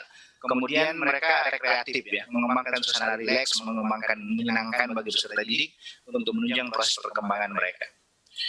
Kemudian prinsip ekskul ini dia masih individual. Jadi memang dibungkus dalam ekstrakurikuler tapi sifatnya individual masing-masing peserta. Kemudian mereka punya pilihan-pilihan sesuai dengan sukarela mereka. Jadi ada banyak objek, ada banyak yang kita sajikan ke mereka, dan mereka bisa memilih yang mana yang mereka inginkan. Kemudian kita ingin mereka terlibat secara aktif ya dalam proses itu. Kemudian harus menyenangkan. Jadi harus ada suasana yang disukai dan menggembirakan bagi peserta didik. Ya biasanya kalau sekolahan kalau sudah tidak menyenangkan, ya mereka cenderung lebih terpaksa untuk ikut. Nah, kita harus menciptakan suasana yang menyenangkan supaya mereka bisa senang mengikutinya. Kemudian ada etos kerja di sana, membangun semangat peserta untuk bekerja dengan baik dan berhasil. Kemudian ada kemanfaatan sosial dilaksanakan untuk kepentingan masyarakat. Kemudian ada di ujung itu kita mengharapkan ada yang namanya tutor sebaya. Tutor sebaya itu maksudnya kadang-kadang kita ketika sekolah dulu itu lebih senang diajarin teman kita yang lebih pintar dibanding nggak sama guru, karena kita lebih mudah mengerti sama yang bersangkutan gitu. Ini peran tutor sebaya. Kemudian yang ngajarin kita itu biasanya ilmunya lebih berkembang lagi karena justru karena mengajarin kita gitu. Kemudian untuk sementara ya kita belum masuk ke perguruan tinggi, kita masih di SMP, SMA, SMK. SD juga belum karena ini terkait kesehatan mata, kemudian perkembangan karakter anak didik dan sebagainya. Sehingga kita masih ada di SMP dengan SMA SMK. Ini langkah-langkah kami yang sudah sebagian sudah dilakukan ya. Sosialisasi, pembentukan, pemberdayaan, kemudian ini sudah berjalan. Sekarang kita sudah masuk bulan Juli, ekspos sudah kita lakukan, kemudian pelatihan TOT sudah jalan, dan ini akan terus berlanjut. Kemudian ini alur pembentukannya, ekstrakurikuler pandu digital di sekolah-sekolah. Ini yang sudah kami lakukan. Ini sekali lagi ini upaya kita untuk membangun kecakapan digital. Upaya secara real. Pembentukannya sendiri mulai dari rekrutmen guru pendamping, kemudian rekrutmen calon pengurus, kemudian pembentukan pengurus. Ini strukturnya 3 tahap pemberdayaan. Ini kita kasih penghargaan atau lencana. Jadi seperti para pejuang diberikan lencana sesuai dengan perkembangan kemampuan mereka. Kita berikan lencana, kemudian ada penghargaan, penghargaan bintang 1 sampai 4. Setiap pencapaian harus memiliki persyaratan minimal jumlah batnya. Kemudian ada atau rencananya. Kemudian kurikulum standar kompetensi, misalnya digital skill, kemudian digital karakter, digital safety, digital kreatif. Itu akan masuk dalam proses kita. Standar kompetensi itu kami jelaskan ya, seperti digital skill, kemampuan individu dalam mengetahui, memahami, dan seterusnya. Bapak Ibu bisa minta materinya sebentar sama panitia. Kemudian digital kreatif, kemudian digital safety, kemudian digital karakter. Nah, kita punya kurikulum yang sudah dibuat oleh Pandu Digital Jaringan Sekolah Digital Indonesia. Kita punya kompetensi dasar ya untuk mencapai itu semua. Nah, ini bat atau rencananya. Kemudian ini model-model yang kita buat batnya. Kemudian ini contoh-contoh ya, contoh-contoh yang kita sudah buat. Misalnya mereka sudah punya pengetahuan tentang software loka pasar. Logonya misalnya Sofi gitu ya. Aplikasi Sofi, dia sudah ngepaham itu seperti apa itu berselancar di Sofi misalnya, atau bagaimana masuk ke Sofi untuk jualan dan sebagainya. Kemudian waktunya 5 menit lagi. Waktunya 5 menit lagi. Oke. Kemudian seperti misalnya mereka paham tentang bagaimana mengaplikasikan WhatsApp dan seterusnya. Kami juga sempat bekerjasama dengan Gojek ya. Mereka memberikan pemahaman tentang Gojek dan sebagainya. Ini contoh-contoh, ya. Masih banyak contoh-contoh lain yang sudah kita buat. Proses pelatihannya akan seperti ini berjalan, robotik, kemudian website, ada smart application yang kreatif, ada multimedia, mikrotik, kemudian manajemen kegiatan daring. Ini bintang-bintang penghargaan yang kita buat. Ini schedule-nya, evaluasinya, ya modelnya akan seperti ini. Kurang cukup baik. Kemudian pembiayaan itu tidak ada iuran dan pembiayaan mengikat. Jadi kita tidak seperti kursus atau apa gitu yang menetapkan harga sekian baru kemudian boleh ikut. Setiap kegiatan dasar ditanggung oleh Jaringan Sekolah Digital Indonesia. Saya kira seperti itu, dan kawan-kawan yang ingin bergabung dengan model seperti ini bisa menghubungi saya untuk bisa kita membangun kecerdasan digital ini langsung dalam wujud nyata. Ya. Jadi inilah model-model yang kita kembangkan untuk bisa membangun digitalisasi, penguatan digitalisasi, baik sekolahnya, terhadap siswanya, terhadap orang tuanya, maupun terhadap gurunya. Terima kasih. Wabillahi taufiq wal hidayah. Wassalamualaikum warahmatullahi wabarakatuh. Waalaikumsalam warahmatullahi wabarakatuh. Kami ucapkan terima kasih kepada Bapak Muhammad Ramli Rahim yang merupakan Ketua dari Jaringan Sekolah Digital Indonesia. Tadi telah memaparkan banyak program. Salah satunya adalah program Pandu Digital yang semoga dengan diadakannya program tersebut dapat membangun kecerdasan digital Indonesia. Sekali lagi kami ucapkan terima kasih kepada Bapak Muhammad Ramli, dan nanti kita akan tersambung kembali Bapak di sesi tanya jawab. Siap. Terima kasih. Baik, Bapak dan Ibu. Tadi ada yang kirim pesan buat Ibu Dini ya. Ada WD3-nya Fakultas Hukum Unas. Saya sampaikan karena beliau nitip pesan. Terima kasih. Baik, Pak. Baik, Bapak dan Ibu peserta dari Sumatera Barat, dari Kota Padang, kami ucapkan terima kasih masih mengikuti webinar hingga sesi ini. Dan selanjutnya kita akan masuk ke materi yang terakhir, materi keempat.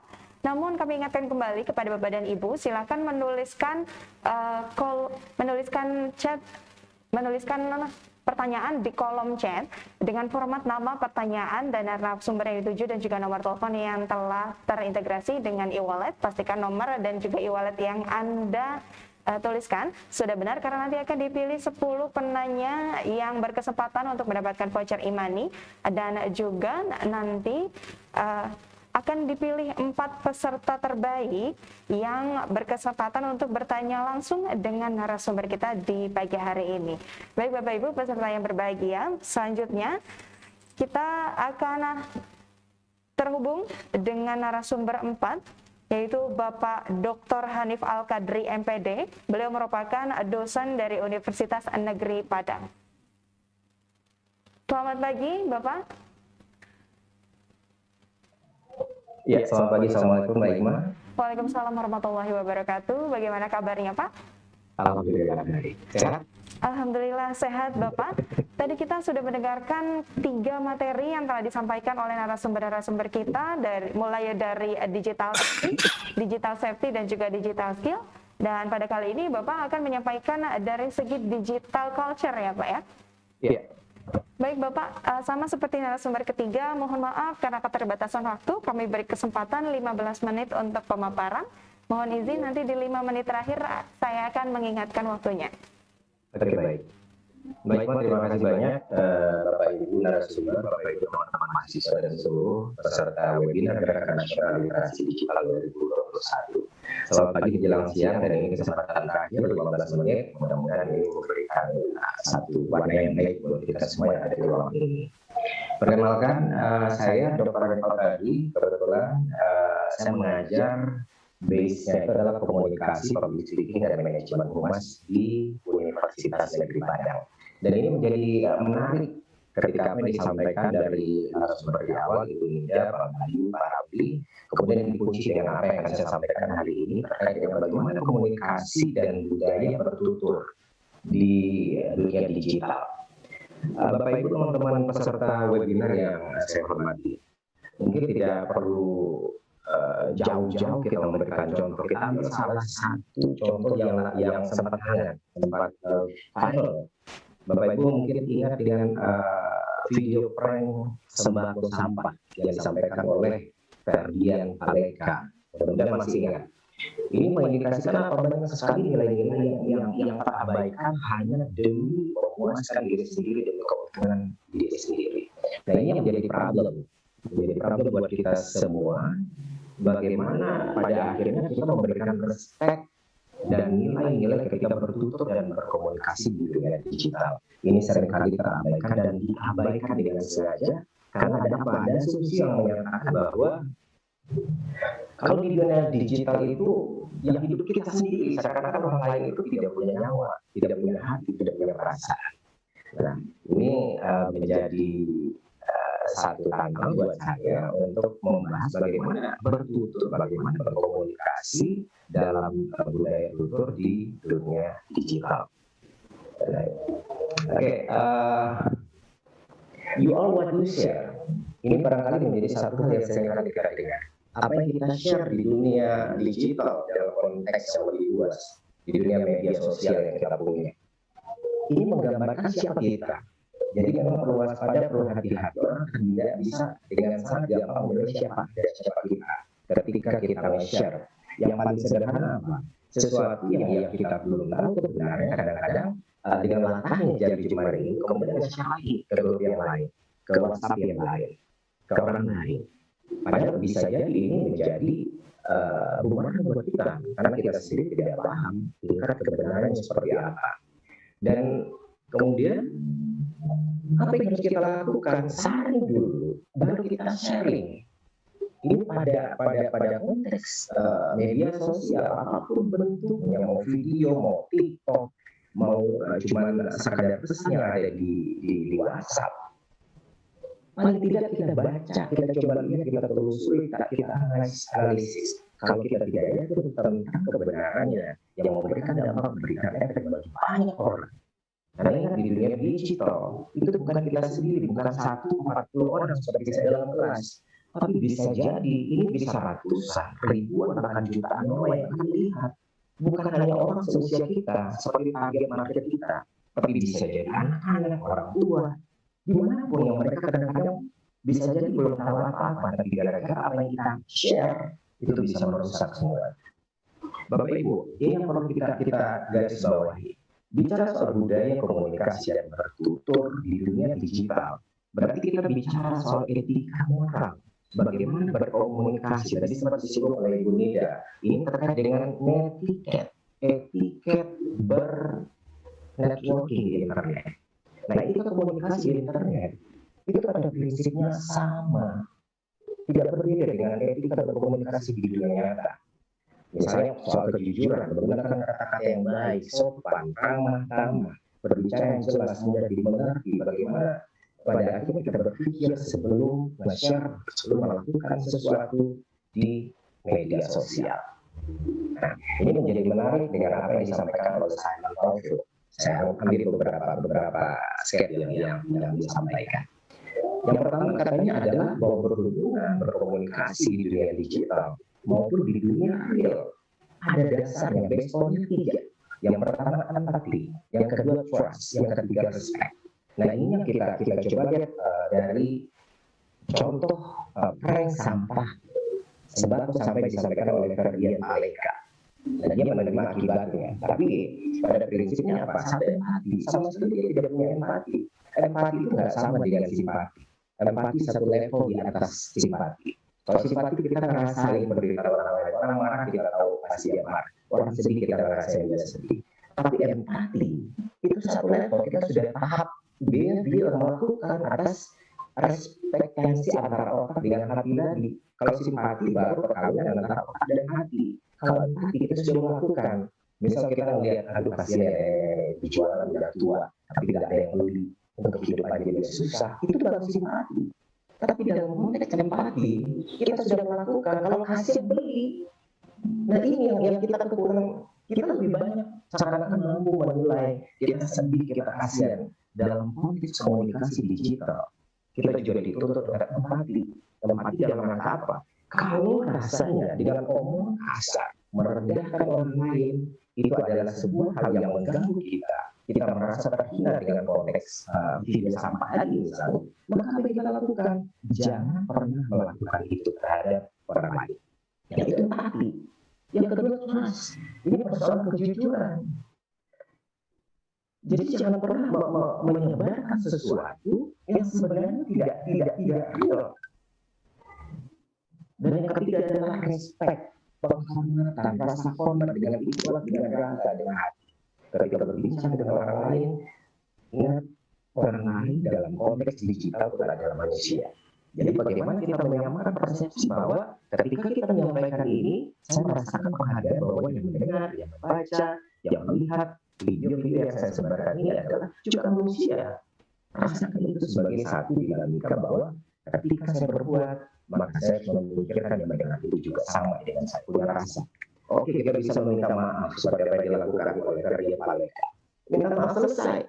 Buat orang lain yang menerima dia selesai. Maaf itu gampang diucapkan. Tapi ibarat luka. Lukanya bisa sembuh, tapi bekasnya nggak akan pernah hilang seumur hidup. Nah itu kita yang sering kali mengabaikan. Dengan gampangnya minta maaf, seakan-akan luka itu bisa sembuh, iya. Tapi bekas luka yang ada sebarkan, yang buat ke orang lain, itu menyakitkan sampai dia mati. Bekas itu akan pernah hilang. Hal yang kedua yang disampaikan oleh Pak tadi, bahwa membangun empati itu tidak gampang. Butuh waktu yang panjang, itu adalah proses rasa. Nggak bisa hari ini tiba-tiba, gue atau saya berempati untuk sesuatu, bisa melakukan sesuatu, berkomunikasi, bersosialisasi, menyebarkan informasi apapun bentuknya, video, TikTok, WhatsApp, dengan empati. Nggak sesederhana itu, empati dibangun dalam proses panjang, proses rasa namanya. Nah, membangun hati menjadi manusia real dengan rasa yang luar biasa, seakan-akan kita dicubit sakit, maka mencubit orang lain pasti juga sakit. Berapa persen di antara kita yang ngerasain itu? Ini jadi problem besar di dunia digital, apalagi karena penggunaan media sosial. Yang ketiga, ini dalam rangka bahwa kita sebenarnya diakui orang lain. Keberadaan kita, kekuatan kita, algoritma yang kita punya, ketika kita memang melakukan, jadi perilaku kita yang dilihat orang. Kalau perilaku kita buruk, apapun bentuknya orang tidak akan pernah mengakui lagi. Sekali kita tidak jujur, maka selamanya orang menganggap kita sebagai seorang yang pembohong. Sekali saja kita menyebarkan informasi yang boleh jadi itu kesalahan kita karena tidak menganalisis terlebih dahulu, seakan-akan itu berita benar kemudian kita sebarkan. Maka semua itu ketika Anda menyebarkan, Anda akan didesain oleh manusia lain dimanapun sebagai orang yang tidak bisa dipercaya. Ini yang paling jadi problem. Tuhan menciptakan kita dua telinga, itu yang maksudnya dari filosofinya. Dua telinga satu mulut. Artinya di dunia ini kita dituntut untuk 2 kali lebih besar mendengarkan orang lain daripada kita bicara. Tapi manusia hari ini lebih banyak menuntut untuk didengarkan, tidak mau mendengarkan. Nggak usah digital yang lebih parah risiko dan akibat. Bicara langsung saja. tetap buka. Bagaimana berapi-apinya kita, tidak mau mendengarkan orang lain, tapi lebih banyak mengubah paling kita, paling hebat. Padahal dari mendengarkan kita tahu masalahnya, dengan mendengarkan kita tahu rahasia real sebenarnya dari di balik setiap problem yang kita alami, kita bisa belajar dari mendengarkan. Tapi manusia untuk hari ini lupa kondisi ini bahwa mulutnya lebih hebat daripada dua telinga yang diciptakan oleh Tuhan. Dan ini filosofi hebat yang sebenarnya digambarkan dalam konteks komunikasi di ruang digital ataupun di ruang real ketika berhadapan dengan manusia manapun. Dan yang terakhir yang disampaikan oleh Fadli tadi, ketika ingin sukses, ketika bertutur berkomunikasi di ruang digital ataupun di ruang real, ketika Anda berhadapan sebagai manusia dengan manusia lain, search for model and inspiration. Cari modelnya dulu, cari contohnya dulu yang bisa dijadikan sebagai role Anda, dan itu dijadikan sebagai inspirasi yang memberikan influence. Jadi jangan asal, artinya apa? Siapa yang jadi model Anda menjadi role Anda, maka seperti itu Anda sebenarnya. Kalau maka dikhawatirkan untuk anak-anak di usia remaja sekarang yang agak khawatir, role modelnya siapa? Itu yang susah, menjadi orang tua, menjadi guru, menjadi dosen, menjadi masyarakat, mengingatkan anak-anak supaya bagaimana dia mendapatkan model-model yang baik untuk menjadi inspirasi ketika berkomunikasi. Maka muncullah seperti yang tadi, saya enaknya seperti yang dibilang oleh Ibu Nida, mendoakan orang lain meninggal, mengatakan ini meninggal, kemudian saya enaknya mengatakan membuli, apapun bentuknya, lupa bahwa orang lain juga manusia. Ini akibat apa? Karena modelnya yang didengarnya adalah siapa sekarang yang lagi booming, yang YouTuber yang omongannya kencang, calon marunya itu laris manis kan. Piano misalnya, saya tidak bicara soal pianonya, tapi omongan kalimat-kalimat yang muncul itu menarik memang di kuping anak-anak muda, tapi itu memberikan satu dinamika yang membuat dia termotivasi untuk melakukan hal yang sama. Nah ini kasihan anak-anak yang baru gede sekarang ini, yang kepengen jadi YouTuber, yang kepengen jadi blogger, tapi ketika modelnya salah, rusak semuanya. Maka fokus pada publik Anda, audiens Anda menjadi kunci ketika kita berkomunikasi di ruang digital. Misalnya paling sederhana, saya sebagai dosen, ketika mengajar, saya tahu persis bahwa 60-70% audiens saya itu adalah mahasiswa dengan usia rentangnya sampai usia 20 sampai 25 tahun. Tapi ada 30% ketika sudah berbaur di dunia digital, 30-40% itu orang yang kita tidak bisa prediksi kecuali tatap muka. Maka berikan space untuk bagaimana memberikan video-video pembelajaran yang memang tidak sekedar menggunakan bahasa-bahasa muda yang bisa dipakai oleh mereka saja. Mohon maaf Bapak, waktunya 5 menit lagi. Nilai eksistensi dan nilai kehormatan pada orang bilang ada 4 atau yang 4 ya, itu kata-kata mendaki, menurun, mengereng, mendatang, cuma kepada yang tua, dia kepada yang sesama yang sama seusia, bagaimana rasa sayang kepada yang kecil, dan itu yang luar biasa, tetapi justru pada prakteknya menjadi keabaikan oleh kita para pegiat di media sosial. Mohon maaf Bapak, waktunya 5 menit lagi. Oke, Pak Iqbal. Waktunya 5 menit lagi. Oke, Bapak Ibu, di 5 menit terakhir kita coba cross check. Kalau platform media sosial yang seringkali kita gunakan, Indonesia ini luar biasa. Untuk Asia kita terbesar menggunakan handphone dan platform. Untuk WhatsApp kita berada di 98,9%. Artinya apa? Di ruangan ini kita bisa pastikan tidak lebih dari 1,1% yang tidak memiliki WhatsApp. Atau malah barangkali di ruangan ini yang berjumlah 400 sekian orang ini semuanya pasti memiliki WhatsApp. Dan yang kedua adalah Facebook, 89,8%. Dan yang menarik adalah TikTok hari ini meningkat terus. Sekarang sudah berada di angka 16,7%. Cuma hati-hati dan waspada. Hal-hal seperti ini, ketika kita lihat kayak TikTok itu tidak hanya omongan. Ingat, dalam konteks komunikasi, seluruh panca indera kita ini memberikan reaksi, memberikan informasi dan komunikasi ke orang lain. Di awal tadi Bu Nida bilang hati-hati dengan pakaian, hati-hati dengan body language.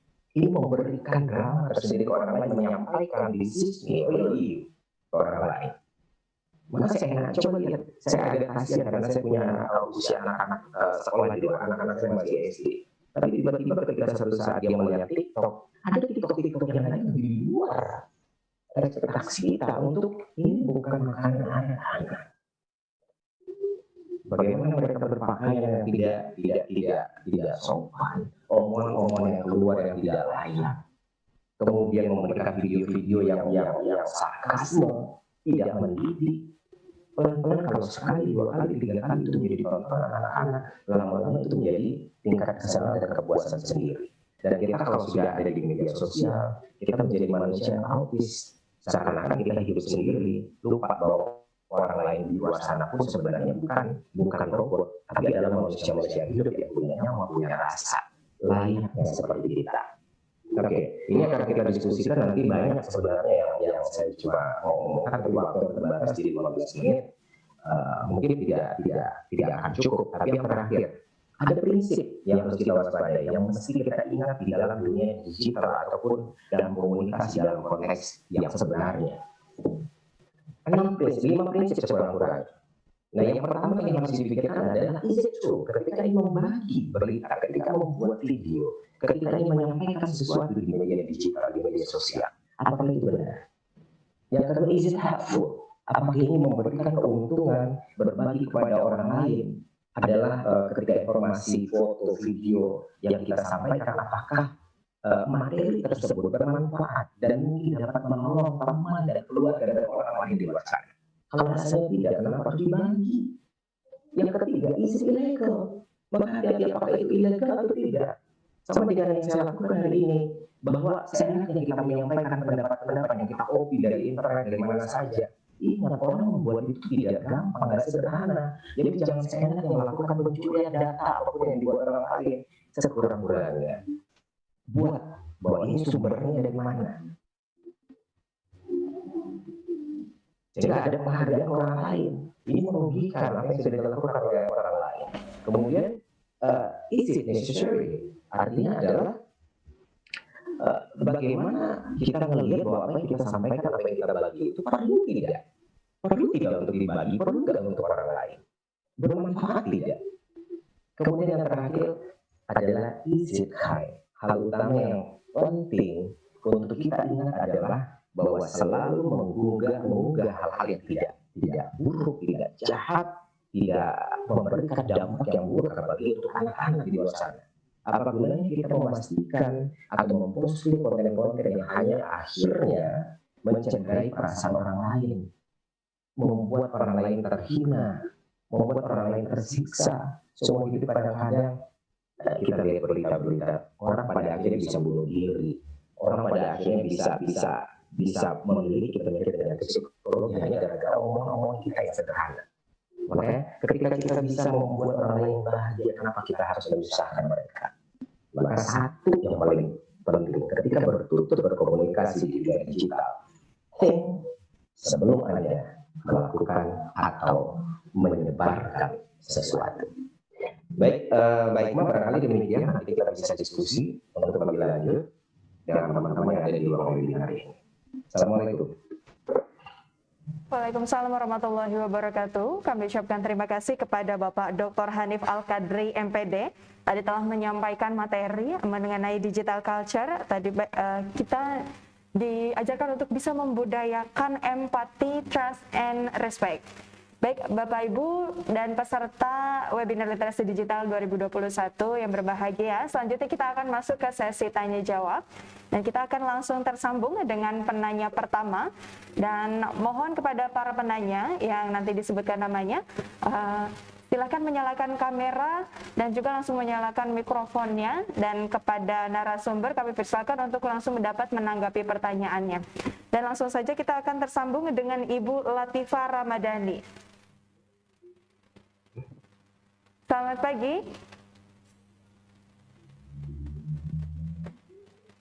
Selamat pagi Ibu Latifah. Ya, selamat pagi. Selamat pagi Bu, mohon dinyalakan kameranya. Baik. Langsung kami persilakan untuk dapat menyampaikan pertanyaannya dan nanti kami persilakan Ibu Nida untuk langsung menanggapi. Silakan. Baik, terima kasih Mbak. Baik, terima kasih untuk kesempatannya. Di sini saya mau mengajukan pertanyaan kepada Ibu Nida. Jadi di sini berdasarkan orang-orang suka menghujat tanpa mengetahui pasti berita yang sesungguhnya gitu. Jadi pertanyaan saya Bu, bagaimana etika kita untuk menghadapi hujatan yang ada di media sosial? Terima kasih. Oke, baik. Terima kasih Ibu siapa tadi barusan, mohon maaf? Latifah. Oh iya, ini sepertinya bukan Ibu Mbak ya, Mbak Latifah ya, masih mahasiswi sepertinya ya. Terima kasih Mbak Latifah. Pernah mengalami hal ini sebelumnya? Dihujat netizen? Oke, nah Mbak Latifah, kalau misalnya ini terjadi kepada kita, etika apa yang harus kita lakukan? Maksudnya seperti itu ya, etika apa yang harus kita tunjukkan? Apabila ada berita yang dikomentari oleh orang lain, yang mesti kita ingat adalah kita tidak bisa mengontrol orang lain, gitu ya Mbak Latifah ya.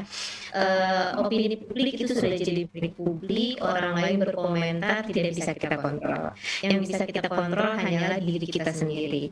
Gitu. Jadi kembali lagi kepada hal-hal baik yang tadi juga sempat disampaikan oleh narasumber yang terakhir ya mengenai budaya digital. Kita tetap respon dengan kalimat yang baik ya. Tidak abaikan emosi, maksudnya jangan sampai media sosial jadi ajang timpal menimpal, memberikan komentar yang tidak baik gitu, jadi panjang gitu.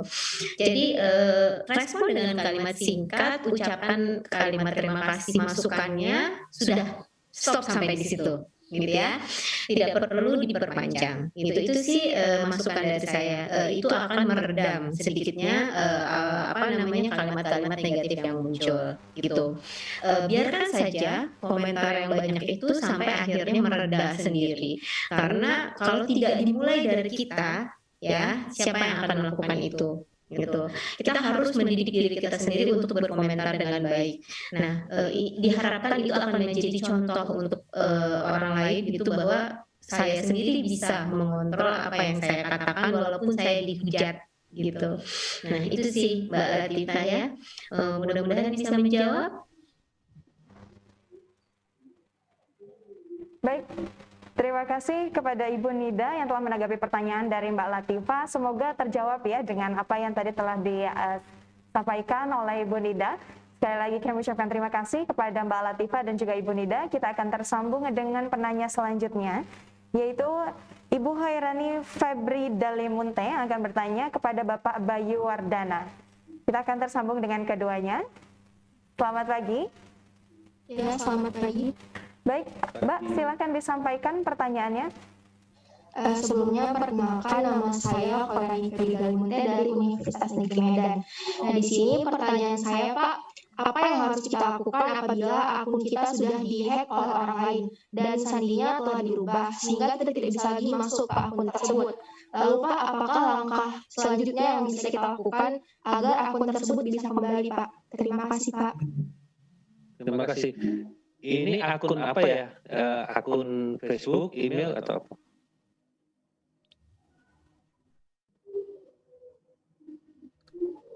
Ya, yang ditanyakan akun apa dulu ya?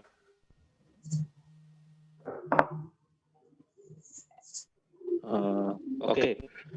Baik, saya tadi tidak terlalu jelas akunnya, tetapi kalau akun Facebook Anda bisa dengan memfasilitasi fasilitas berupa password asal Anda ingat email dan nomor HP Anda, karena biasanya kode keamanannya akan dikirim lewat ke email Anda atau ke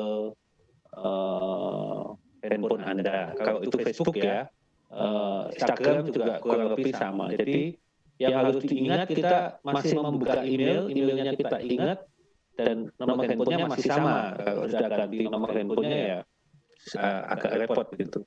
Kalau yang lupa emailnya sudah kalau emailnya yang dibajak ya ini yang agak repot gitu ya, karena email ini agak susah. Tapi Anda coba bisa dengan kalau Google, Anda bisa lapor ke Google, artinya ada fasilitas lapor, nanti dia akan verifikasi gitu ya, akan verifikasi password. Biasanya ditanya password terakhir Anda apa, atau password sebelum yang terakhir Anda pernah mengubah apa. Jadi ada beberapa pertanyaan biasanya akan ditanyakan. Itu tapi email relatif susah ya. Kalau Facebook, YouTube masih bisa, dengan kita lupa password nanti kita akan ditanya email, asal email dan password ponsel kita masih sama. Itu kurang lebih jawaban saya. Semoga menjelaskan. Baik, terima kasih kepada Bapak Bayu Wardana yang telah menanggapi pertanyaan dari Mbak Khairani. Terima kasih untuk Mbak Khairani juga. Dan selanjutnya kita akan tersambung dengan penanya ketiga, yaitu Mbak Juwita Pardede. Selamat pagi. Mbak Juwita akan bertanya kepada Bapak Muhammad Ramli. Oke Mbak, terima kasih atas kesempatannya. Izinkan saya untuk bertanya kepada Bapak Muhammad Ramli. Pertanyaan saya adalah, bagaimana upaya para pendidik di masa pandemi ini tetap mengasah digital karakter peserta didik dan mampu menjangkau setiap individu peserta didik meskipun masa pandemi atau belajar daring. Terima kasih. Ya, terima kasih. Langsung jawab ya? Iya Pak, silakan. Salah satu yang dilakukan adalah pendekatan masing-masing siswa secara personal, meskipun itu dilakukan secara digital ya. Jadi termasuk bagaimana sopan santun, tata krama dalam proses pembelajaran yang langsung itu tetap didampingi oleh mereka. Makanya kan yang seharusnya terjadi adalah proses pembelajaran itu tetap terjadi antara gurunya dengan siswanya dari gurunya. Itu kenapa kami dulu dengan ISTI itu menolak upaya maksimalisasi platform digital untuk digunakan di sekolah-sekolah, karena proses pembangunan karakter itu tidak terjadi karena satu guru untuk ribuan siswa, jadi tidak ada interaksi langsung antara guru dengan siswanya. Tetapi dengan siswa kepada gurunya sendiri, kemudian dari gurunya sendiri, maka model interaksi itu tetap ada. Jadi tata krama berkomunikasi via media sosial, baik melalui Zoom seperti kita lakukan ini, kemudian lewat WhatsApp atau apapun yang digunakan untuk proses pembelajaran, pembinaan itu tetap jalan. Karena secara personal mereka saling mengenal. Jadi guru-guru tetap mengenal satu persatu siswanya, meskipun pertemuannya di dunia maya. Jadi etika-etika itu tetap dibangun. Ya, salah satu yang kami kembangkan di Pandu Digital tadi itu ya, karakter di secara digital. Nah ini memang ya tadi dibahas sama pembicara pertama, kedua, ketiga, keempat, itu sangat terlihat bahwa etika di media sosial itu memang perlu dijaga, dan justru interaksi antara siswa dengan guru secara langsung itu etika itu bisa dijaga dengan baik. Saya kira seperti itu. Kemudian hal lain yang bisa dilakukan adalah jika komunikasi antara guru dengan siswa tidak berjalan dengan baik, ada hal lain yang bisa dilakukan, itu mengkomunikasikan dengan orang tua. Ya.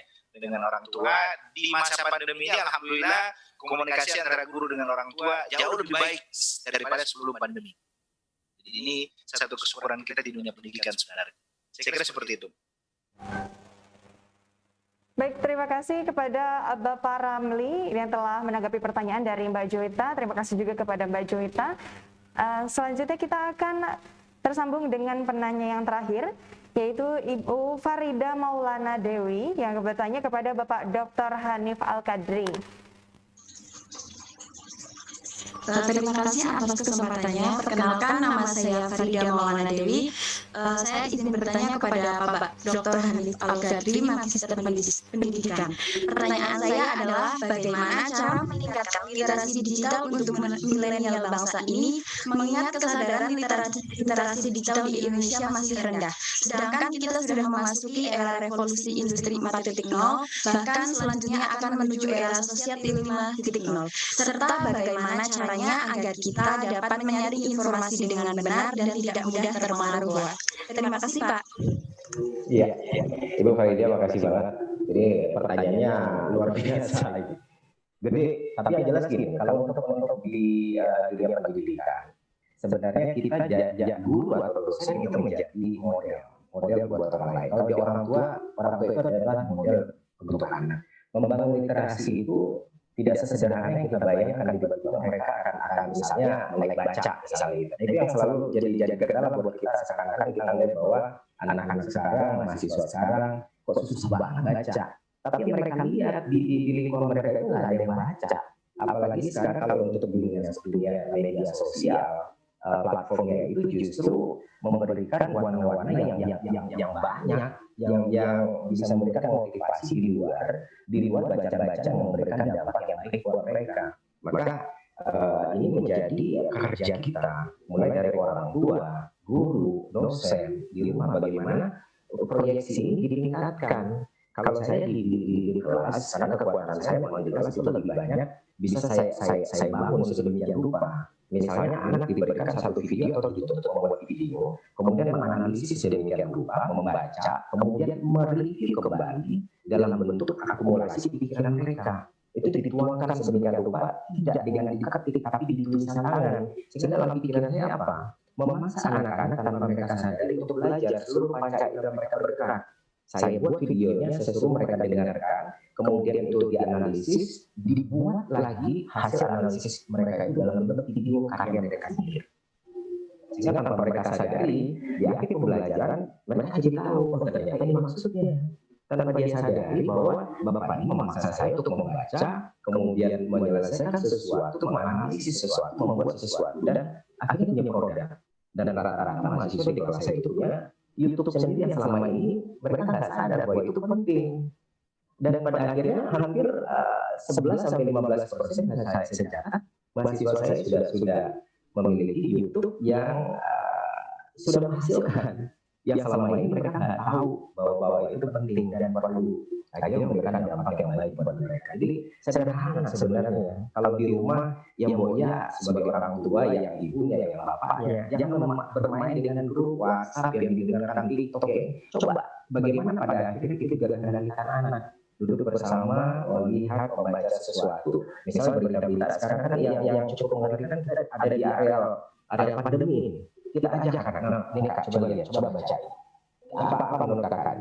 Itu anak saya yang SD kelas 5 itu pada akhirnya sudah mulai ngerti ternyata begini.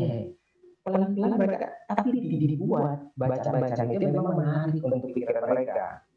Yang berat-berat di kelas juga gitu, guru jangan memberikan tugas-tugas yang berat ke anak-anak. Yang sederhana aja, simpel aja dulu. Bagaimana melatih dan membuat mereka akhirnya terhayal untuk melakukan sesuatu sehingga merasakan bahwa itu bukan beban, tapi sesuatu yang enak. Tapi itu butuh proses, Bu Farida. Saya yakin Bu Farida pun ngerasain untuk membangun literasi anak itu tidak semudah membalikkan telapak tangan. Tanya aja ke diri kita masing-masing, apakah kita sudah ada di tahap itu?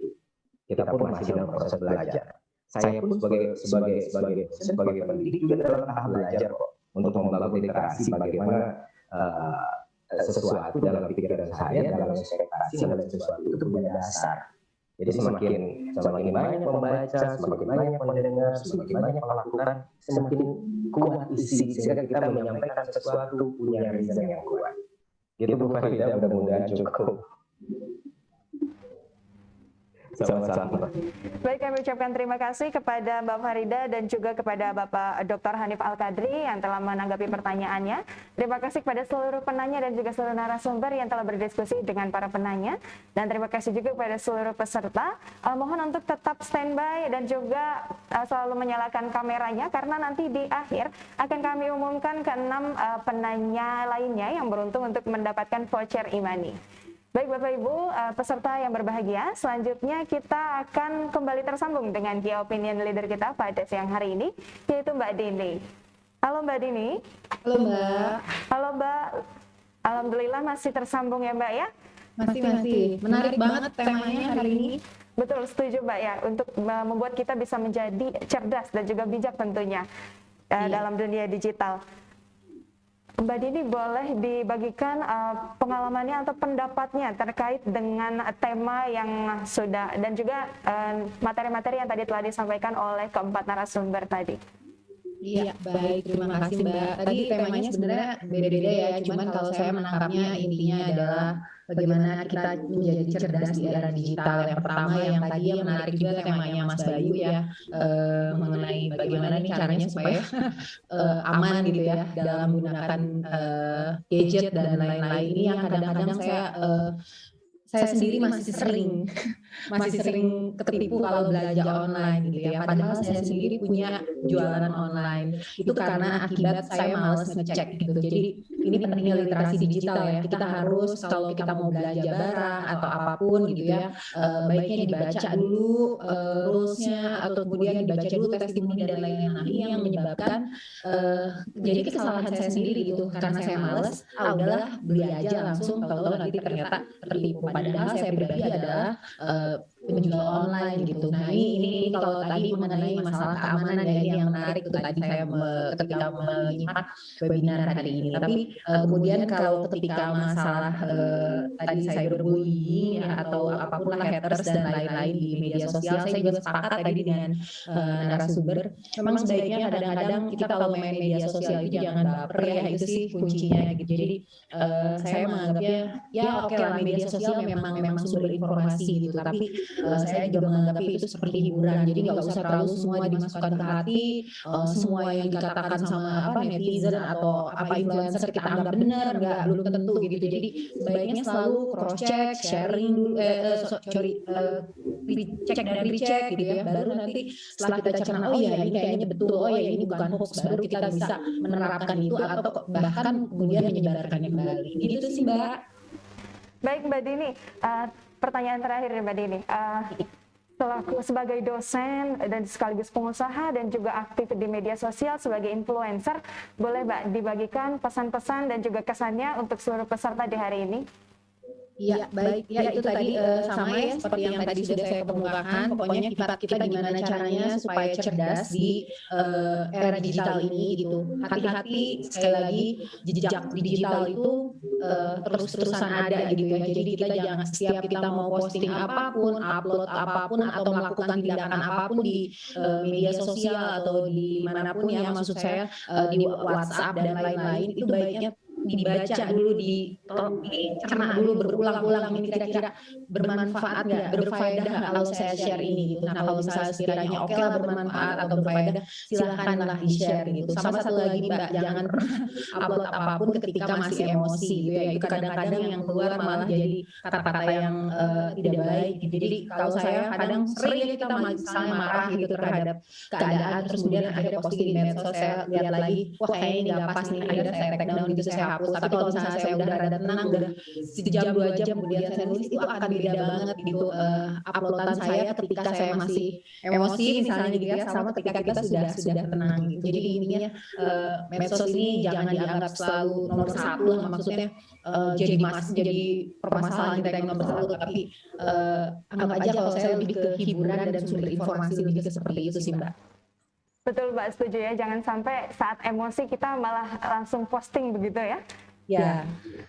Kita harus berhati-hati tentunya. Sekali lagi terima kasih Mbak Dini telah meluangkan waktunya di sela-sela kesibukannya. Semoga dapat berjumpa lagi di lain kesempatan. Sehat selalu dan juga sukses selalu tentunya. Terima kasih. Assalamualaikum warahmatullahi wabarakatuh. Warahmatullahi wabarakatuh. Baik Bapak Ibu peserta yang berbahagia, tadi kita telah tersambung dengan key opinion leader kita pada hari ini, sosok inspiratif yaitu Mbak Dini Valdiani.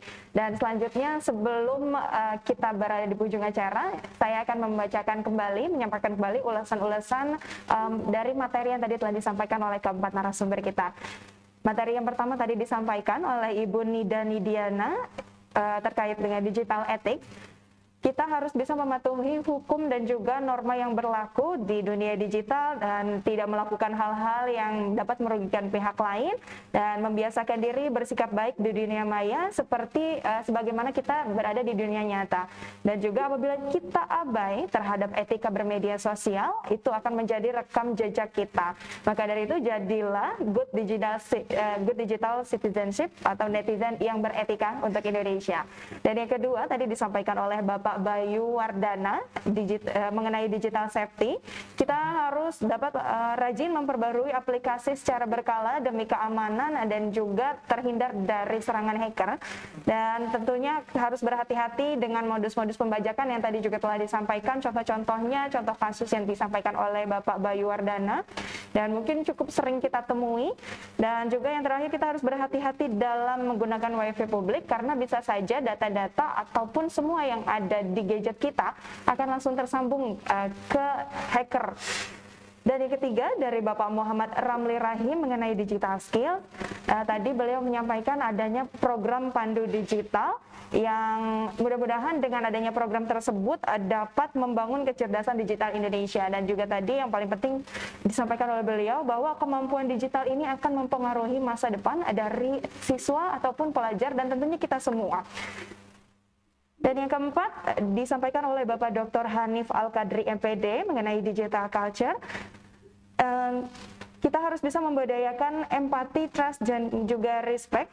Dan tentunya kita harus bisa berpikir sebelum menyebarkan. Mengingat budaya digital saat ini semakin berkembang, banyak hal-hal yang bisa kita dapatkan, yang kita temui di dunia digital. Dan kita tentunya harus dapat memilah dan memilih apa yang akan kita terima, apa yang akan kita sebarkan. Dan tadi terakhir, ini sangat penting tadi disampaikan oleh key opinion leader kita juga, jangan sampai kita membagikan sesuatu atau memposting sesuatu dalam keadaan emosi. Karena tentunya itu akan menjadi rekam jejak digital kita dan mungkin kita akan menyesalinya. Baik, Bapak Ibu peserta yang berbahagia, selanjutnya kita akan mengumumkan ke-6 pemenang terpilih yang berhak untuk mendapatkan voucher e-money. Dan kepada nama-nama yang saya sebutkan, mohon untuk langsung menyalakan kameranya dan nanti kita akan berfoto bersama.